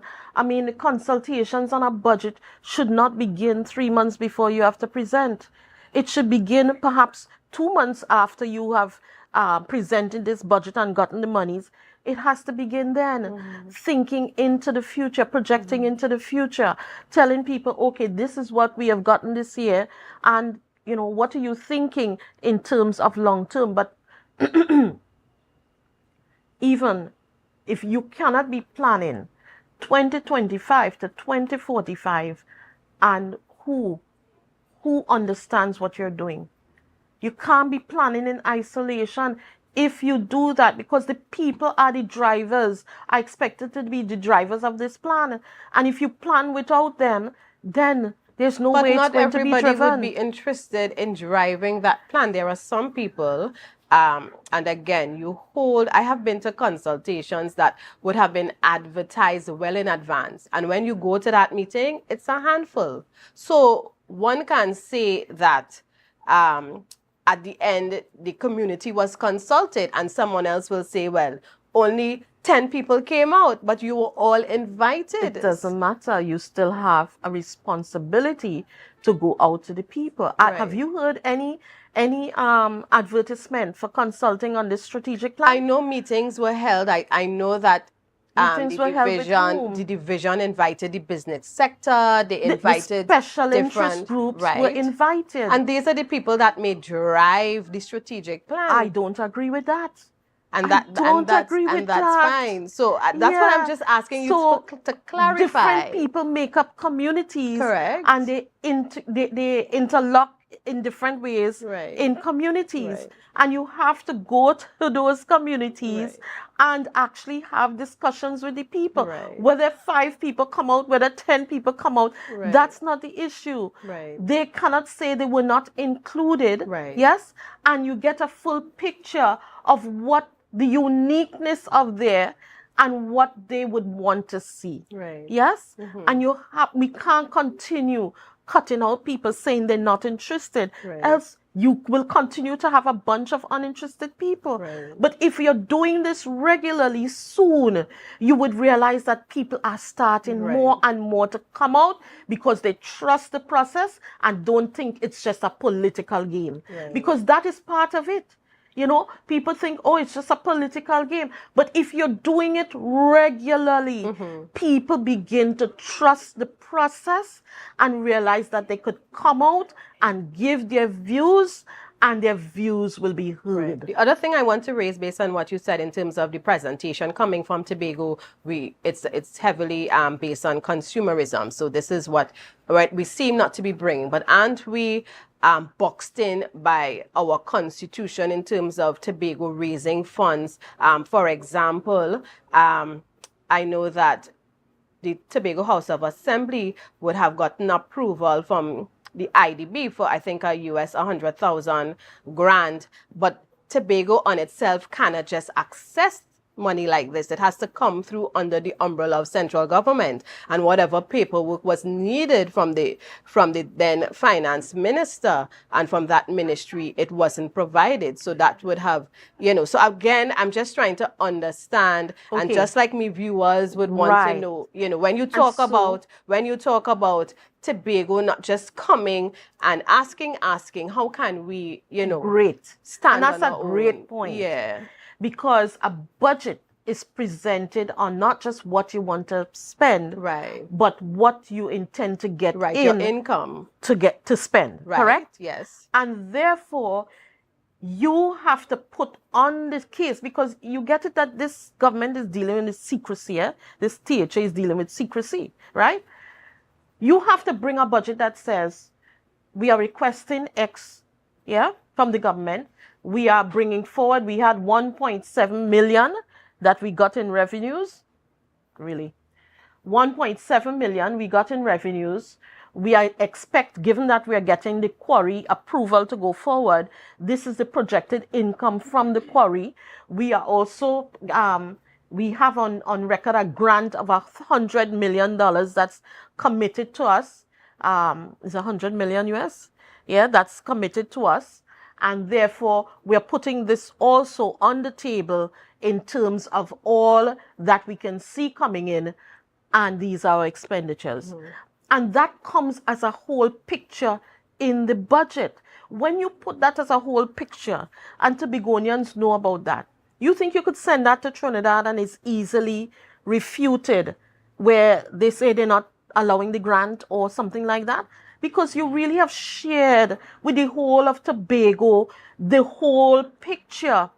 But you can't just be presenting what you want to get from Trinidad, and in the corner you're dealing with $100 million grant that you really have not shared as a whole picture of what your budget is going forward for the next year. Additionally, we kind of throwing out the word, autonomy. The budget has not accounted for, the expectation that is where we are going. So you've not seen any line item for legal fees or meetings or anything that's dealing with the autonomy issue. So it's almost an expectation that we're really not going to get it, but we just mentioning it, just to say that we did. So that also is a challenge. So I really think they could have done more in presenting a whole picture, not just the 1.7 million they got, but what are the projections, because that is what the government does, The government says, well, we expect the oil to come in at this amount. We are pegging the budget at this amount. But we are also going to take loans of X amount so we can meet what will adequately take care of the country. That is your role in the THA also. You said 7% is what we need. And so whilst you're presenting, you're going to say, well, I intend to get 5.9% from the government, but I also intend to either borrow or I'm getting this grant or whatever. Paint the whole picture for us, the good, the bad, the ugly, the indifferent. Your responsibility is to paint the picture for us and show us how you're going to take us from here into prosperity. And we're not seeing that. We're just seeing the hodgepodge of things, okay, with this. But it doesn't align with the challenges that we have. One of the other things that we need to ensure is that we're really preparing ourselves for what we call high value export services. You know, that has to come into play. And I'm not seeing that anywhere in those and it's areas. so unfortunate that, you know, my director is telling me that we have to wrap up.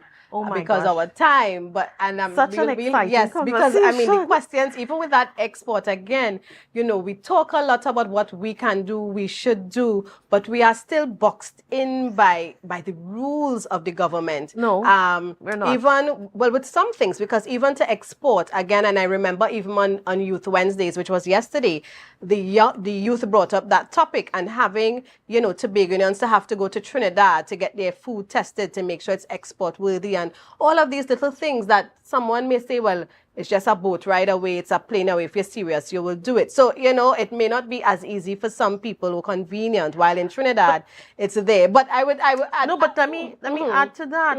You know, there's an issue of supply and demand. Right. You cannot expect Caribbean to come and put a whole center here just for the 3 people who want to go or who are export ready. Yes.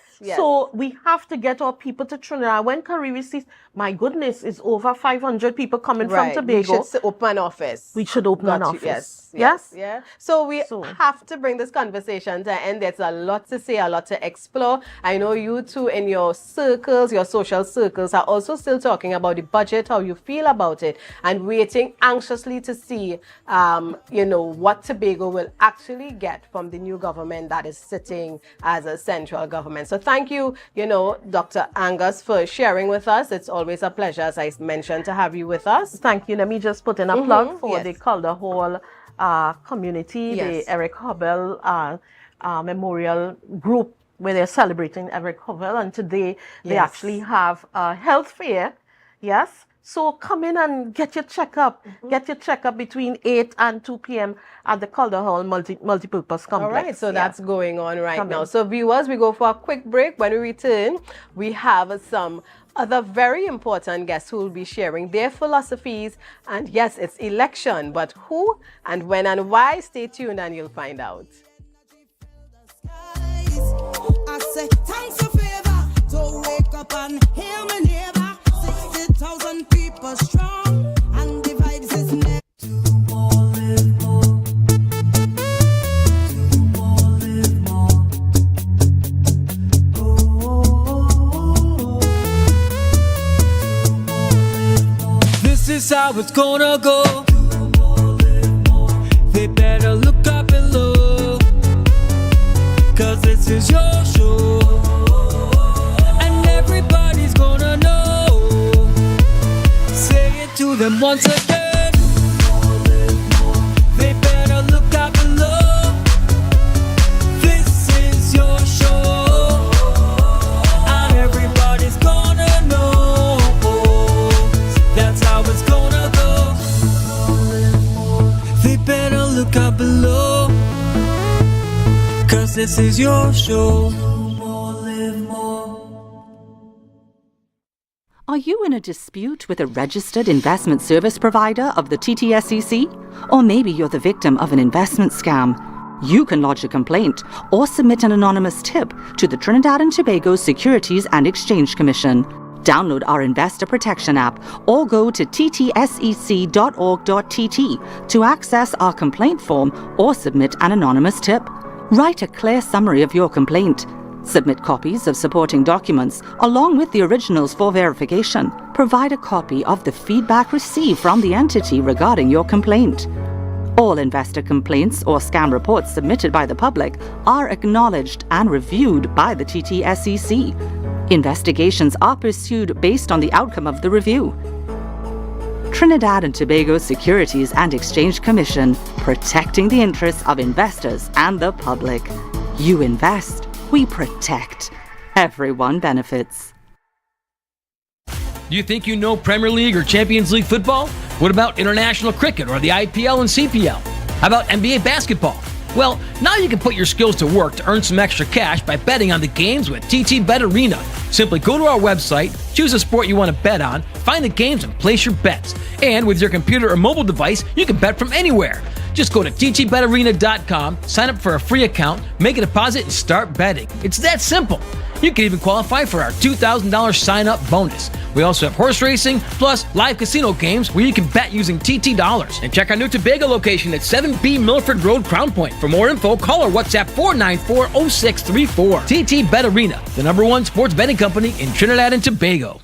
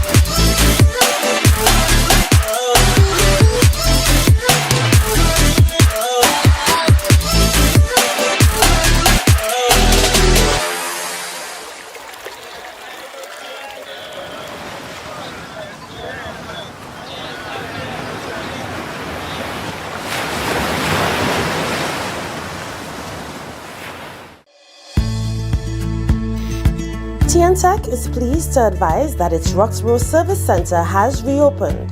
Starting Monday, 10th March, customers can once more visit the Roxborough Administrative Building to pay TNTech bills, request new connections, and more. TNTech, powering the nation into the next generation. Want to get better? Where to start? What kind of exercise to do? What to eat? How to get restful sleep? Need a doctor to search for root cause? Look no further. Come to Majuba Hill Lifestyle Center Foundation at our Wellness Center in Goodwood, or Food Hub in Darrow Springs, Scarborough, or Doctor's Office in Goodwood and Darrow Spring. Contact 49 Swift 4979 438.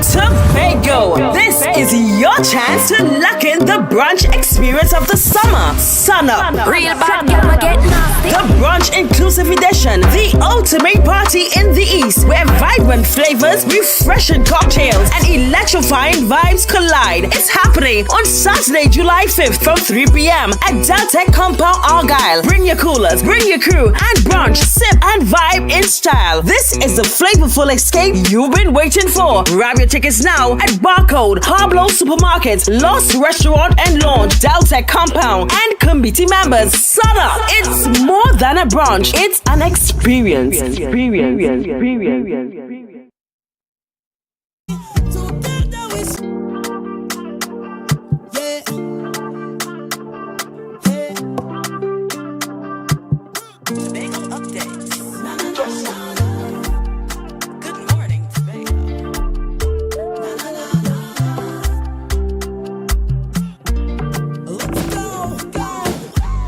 It's a brand new morning, rise up to a brand new dawning. As the passion start to rise, the energy fill the skies.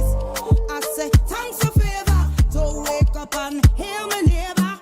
Welcome back, viewers. I'm your host, Natalie Seeley Richardson, and thank you for staying with us this morning. If you just happen to be stopping by, I know you usually see me on Friday, so don't be confused. It is Thursday. Chanel will join us tomorrow to take us through the weekend pieces.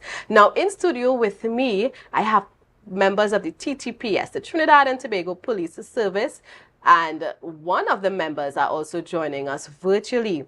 when we talk about TTPS, and I told the guys earlier, we have officers in the house, we need to behave ourselves. But we're talking about the Trinidad and Tobago Police Service Social and Welfare Association, and it's election time for this organization within the TTPS.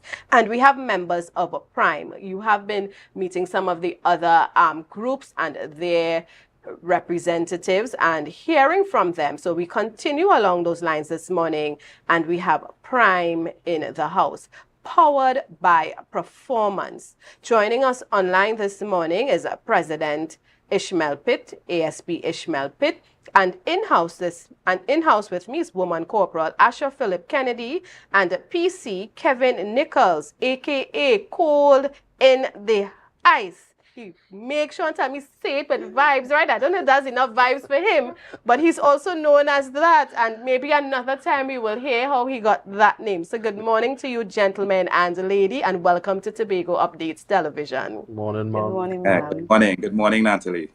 Right. Of course, I would go to ASP Pitt because you are running for the office of a president. Tell us a little bit about Prime and what is hoped to be accomplished by this team for this election. Yes, well, good morning again, and good morning, Tobago. It's indeed a pleasure being here. Prime, powered by performance, and the mantra speaks volumes as to exactly what this team represents. Association business is often deemed from the perspective of salary negotiations and promotions. And this team has proven to be visionaries regarding our approach towards the welfare of our officers. So we have looked at welfare outside of the box and from the perspective of building our officers through education, entrepreneurship, ensuring that there's medical services provided, and also ensuring that there are those welfare aspects provided. Now, what is key is the management of our resources, the management of our finances. And Team Prime can boast that the management of the finances of the association has not been in a better position than now. Now, I've heard just this morning another candidate who was once a president and a secretary who is also in the race and vying for the position of president, speaking about a deficit in representation. Well, I can remember having been in the organization for a while when there was a deficit regarding our gas stations, because the association also manages gas stations, and also a deficit regarding the management of a building that is in Tobago. This building wasn't utilized for the purpose of the membership, and for that reason, it wasn't able to draw revenue on behalf of our members.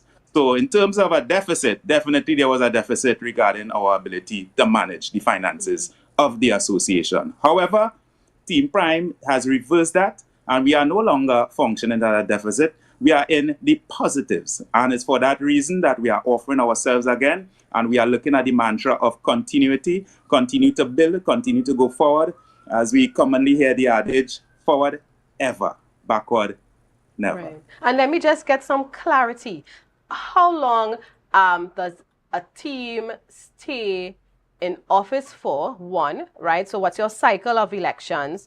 And is it that you can have members from other teams making up the executive, or is it no, you just have one team winning? How is the elections set up? Well, that's an excellent question. An office holder can remain in office for 3 years. Elections are every 3 years. That's for the position of executive.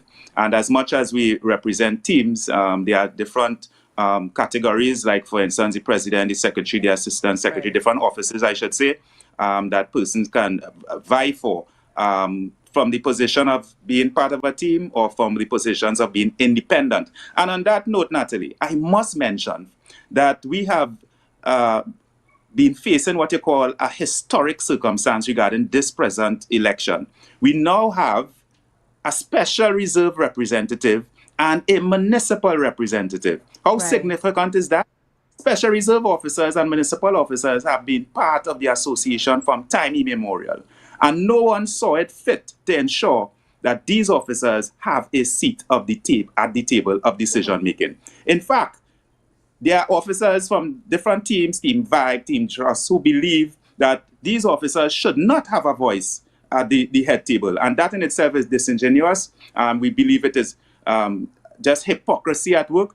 Team Prime represent inclusion and not divisiveness. So you have Mr. Colin the Ice in studio with you, and he'll be able to advocate that point even further. And Ma'am Kennedy will tell you about the tremendous things that Team Prime is doing in Tobago and also have envisaged for Tobago. So before I bring your colleagues into the conversation, I want to direct this to you again. So is it that Team Prime is the only entity that has these two positions or these two candidates from these two groups or arm of the TTPS on their slate? Let me get that clear.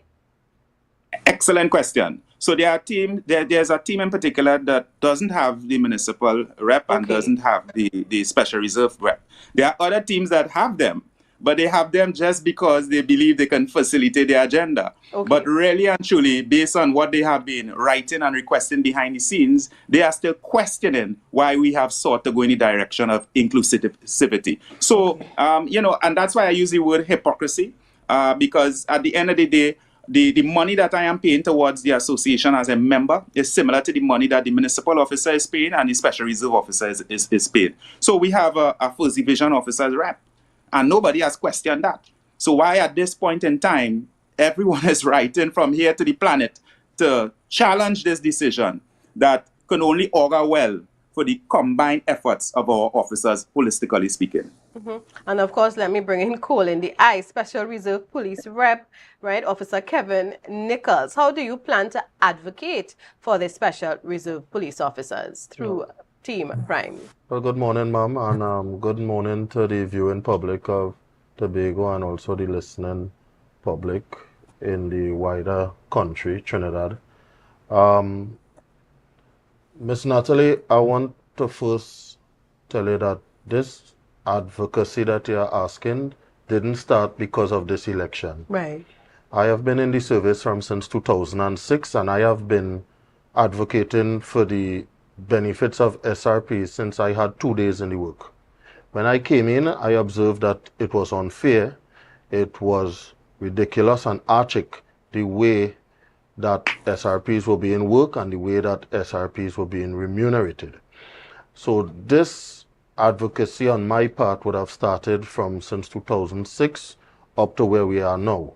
Now, I have said that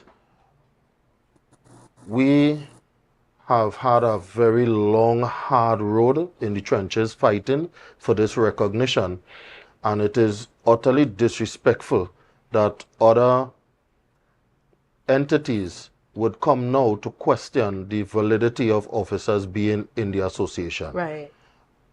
Officers like myself and others, and also the team that I lead, we have been hard at work behind the scenes, of course, pushing the status quo for the inclusion and the betterment of SRPs. This would have started to bear some fruit under a previous executive. But yet still, that executive, although they initiated betterment for SRPs, they did not see it fit that we should have been part of the decision-making process. Okay. And though we continued trotting on from 2010, where we would have seen small successes,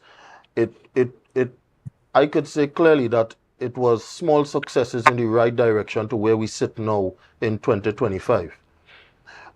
I plan to carry on with that advocacy for inclusion and betterment and better remuneration for the SRPs. We have provided a plan, and I dare to say that I am the only special reserve representative that has presented a manifesto to the SRPs. And everyone knows that a manifesto is your roadmap on what you plan to do for the SRPs. And I encourage all SRPs to take a read, because for the officers who I have met along the way, who would have interacted with me on a daily basis, they could clearly see and attest that Constable Nichols, coal in the eyes, is a man for the officers. He is a man to his word. He is a man that is diligent in what he does. And I plan to bring the honesty, the integrity, the hard work, service into this position. It will be the first time that an SRP will be sitting at the executive, and I intend to set very high standards for that office. Right. And one quick question, Constable Nichols.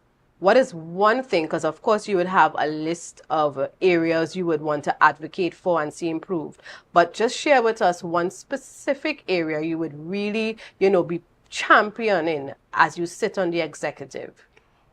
The first thing I would like to champion, which to me very, very important, is the recognition status. Okay.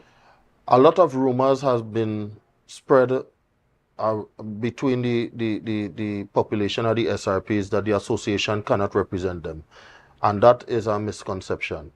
The association does represent officers. The only thing that it cannot represent officers in, it's their salary negotiation. So the recognition status would allow the association to finally negotiate when it comes to what matters the most, which is your salary. Now, we already have the plan on how to do it. We have already accomplished the majority of the signatures that are needed, and within the first 30 days of assuming office, I intend to get the outstanding amount of 400 signatures, and with the recognition status, we could immediately prepare for the 2020 to 2023 salary negotiations. Okay. And let me bring back in your presidential candidate, ASP Ishmael Pitt, before I go to our lone lady rep this morning joining us. Again, I asked a question, but I don't think it was answered in terms of the election process. So let's assume I'm a member of the TTPS and I would like to vote or take part in this election process. Is it that I am voting for a team, Prime plus others, or am I voting for the individuals so your executive can be made up of members from different teams? So let me explain it differently. Yeah. There are different offices, and some persons would approach it from the team perspective, and they would approach it from a perspective of being an independent person. Right. So to answer your question directly, you can approach it from both areas. It is still up to the person who is voting on that day to determine whether they are going to go based on team or they are going to go based on independent office holders. So I trust that clears it up. A bit. So if I'm coming to vote, right, I have the option of voting for just a slate, one slate. So I can say I am voting for, I'm putting my vote for Team Prime. And when I do that, that means I'm selecting everybody on that slate. That is correct. Okay, and then I have the option of if I see an independent candidate for a particular office, then I can also do that. You can also do that. And notwithstanding somebody is part of a team and they haven't gone up as independents, that doesn't mean to say that you cannot choose somebody from one team, another team in order to form who you think might be the best executive. Okay. Yeah, so that is up to the person who goes into the polling station. So those are the options that are available. Right. And based on what you shared with us, I get the impression that, of course, you're not new to this, right? And who is the incumbent? Are you the current president or outgoing president, or is it someone else?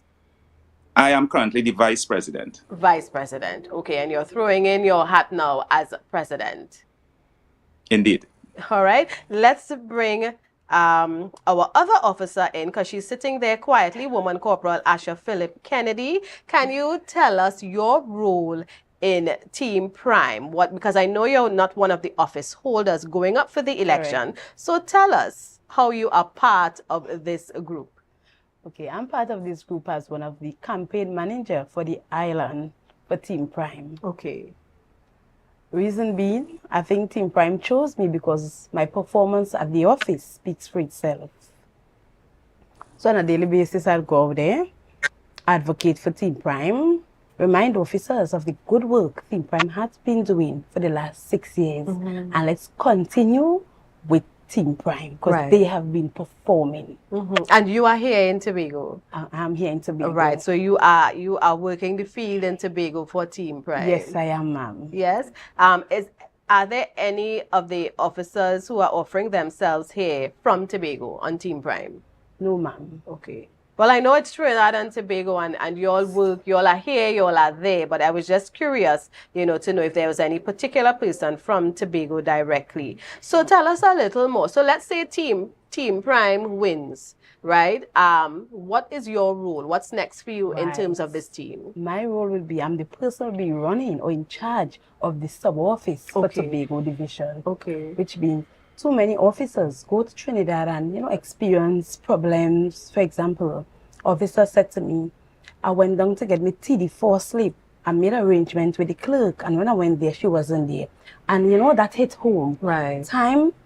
We have a Tobago sub-office in Tobago to serve Tobago police officers. So Tobago police officers will be at a better place. They come right there, home. Right. They are home. They are Yes. getting service at home. Right. So that's not how it is set up currently, having No. a Tobago sub-office. No. But when Team Okay. Prime win, Tobago ensures that sub-office. And we are all happy and we are all waiting because they have someone competent to work at that sub-office. for That's them. quite interesting, though. The manifesto was presented the first 100 days, and I had the opportunity to go through the manifesto. Quite impressive. One thing that stands out to me is that I saw, and I'm not seeing it now, let me look for it quickly. Right, advocate for South Police Hospital opening, and that should be accessible healthcare for officers in the southern region. So this piqued my curiosity, and I would like to hear a little more about this. Yes. So what happens is that at present we have a hospital at the police academy, which is based at St. James. But our officers in the Southern Division, Southwestern Division, and even Central Division, they have to journey from that distance in order to reach into Port of Spain to get those services. We are saying that it is going to be much more convenient and in the interest of what we'll call good medical practices that the officers are able now to get those facilities within short reach. It shouldn't be a case where officers have to leave those type of distances in order to get the type of services that will ensure their well-being. So we continue to advocate because you will appreciate that this would mean a high level of networking. We have already been in communication with the commissioner. That was Mr. Benjamin. Commissioners have changed. Mr. Guevara is now heading the organization. And we intend to maintain that level of advocacy in order that that hospital initiative be realized. And as we wrap up our time together, I'm coming back to our lone lady here and allow, I would come to each of you just to give that closing statement. And I would allow you because you are on the ground in Tobago. So encourage your fellow officers, to come out and support Team Prime, and I allow you to do that. Yes, and I also want to mention one thing. I'm thankful to Team Prime for renovating that association building so members now can go there. Where is the building? The building is at Bonaccord. Okay. Where in Bonaccord? On the main road or? Right after Shade on the left-hand side. Okay. Right, so we have the association building there that members can get access to now. Excellent. So in wrapping up, I will say from Charlottesville to Crown Point, Roxborough to Moriah, Shervan to Scarborough, come out and support Team Prime on June 30th and let the good work continue. And of course, I want to hear from PC Kevin Nicholas, aka Cold in the Ice. Cold in the Ice. Well, I want to say that this incoming executive, and I'm bold to say that, this incoming executive has already taken note that no one will be left behind. We have understood that Tobago would have been left out in previous administrations. Southwestern and southern areas would have been left out. Eastern Toco, I live Toco, so I know the the problems that officers face living in these far-off areas. Right. But again, I want to encourage all officers, both regular and SRPs, to make the better decision. And the better decision is always made for your benefit. Right? Team Prime has shown the willingness and the political will to include SRPs. And I must say that this election is going to be a very interesting one, because entities what would have never shown interest in the SRPs, because the SRPs may be the determining factor in this election. They are trying to throw all sorts of banter out there to confuse and disorient the SRPs. But for the right thinking SRP, I have put myself forward. I have shown the desire, the track record, and the success traits. And I ask you to go out there in your numbers come Monday, June the 30th. Vote with the intention to send a clear message that we will no longer be silenced, we will no longer be left behind, and we are looking for that inclusion and betterment going forward. Thank you so much. And of course, let me go to ASP Pitt. Yes, ma'am. So first and foremost, thanks for bringing us into your space. Thanks for giving us the opportunity to speak to our brothers and sisters in Tobago. Team Prime will be continuing to offer that level of transparency and that level of management that is in keeping with modern practices, ethical standards, integrity. We want our officers not to forget where we have come from, the sort of challenges that we had to overcome in relation to bringing back the association's purse into a proper perspective. We are asking that that level of continuity is preserved. There are so many misinformation out there, Natalie. The election, and we have to thank Team Prime for this as well. The election has become tremendously attractive, and there are so many teams. We understand that there are so many persons who will be offering themselves for polling day to determine who the executive is. We want persons to sift out those misinformation and fact check it. For example, there's a team that is indicating that $40 out of the present contribution was unlawfully brought to the members, and we must say that we rebut that, and it is something that continues to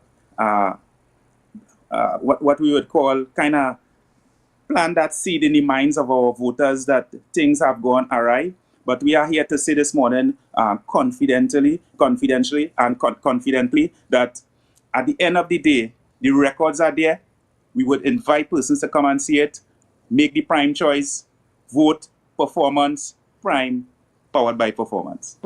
Thank you so much, Team Prime, for representing your entire slate this morning and letting us know what you are about. So for those of you who are part of the TTPS, June 30th is a very important day for you, so ensure that you go out and vote. I know some of us in various organizations, sometimes when it's things like this, we may, not want to be a part of it, but I always think it's so important to be a part of a process like this because you're talking about representation. So thank you again, and all the best to Team Prime. I would make sure and find out, what some of the end results are next week to hear how everyone would have done, and I wish you all the best.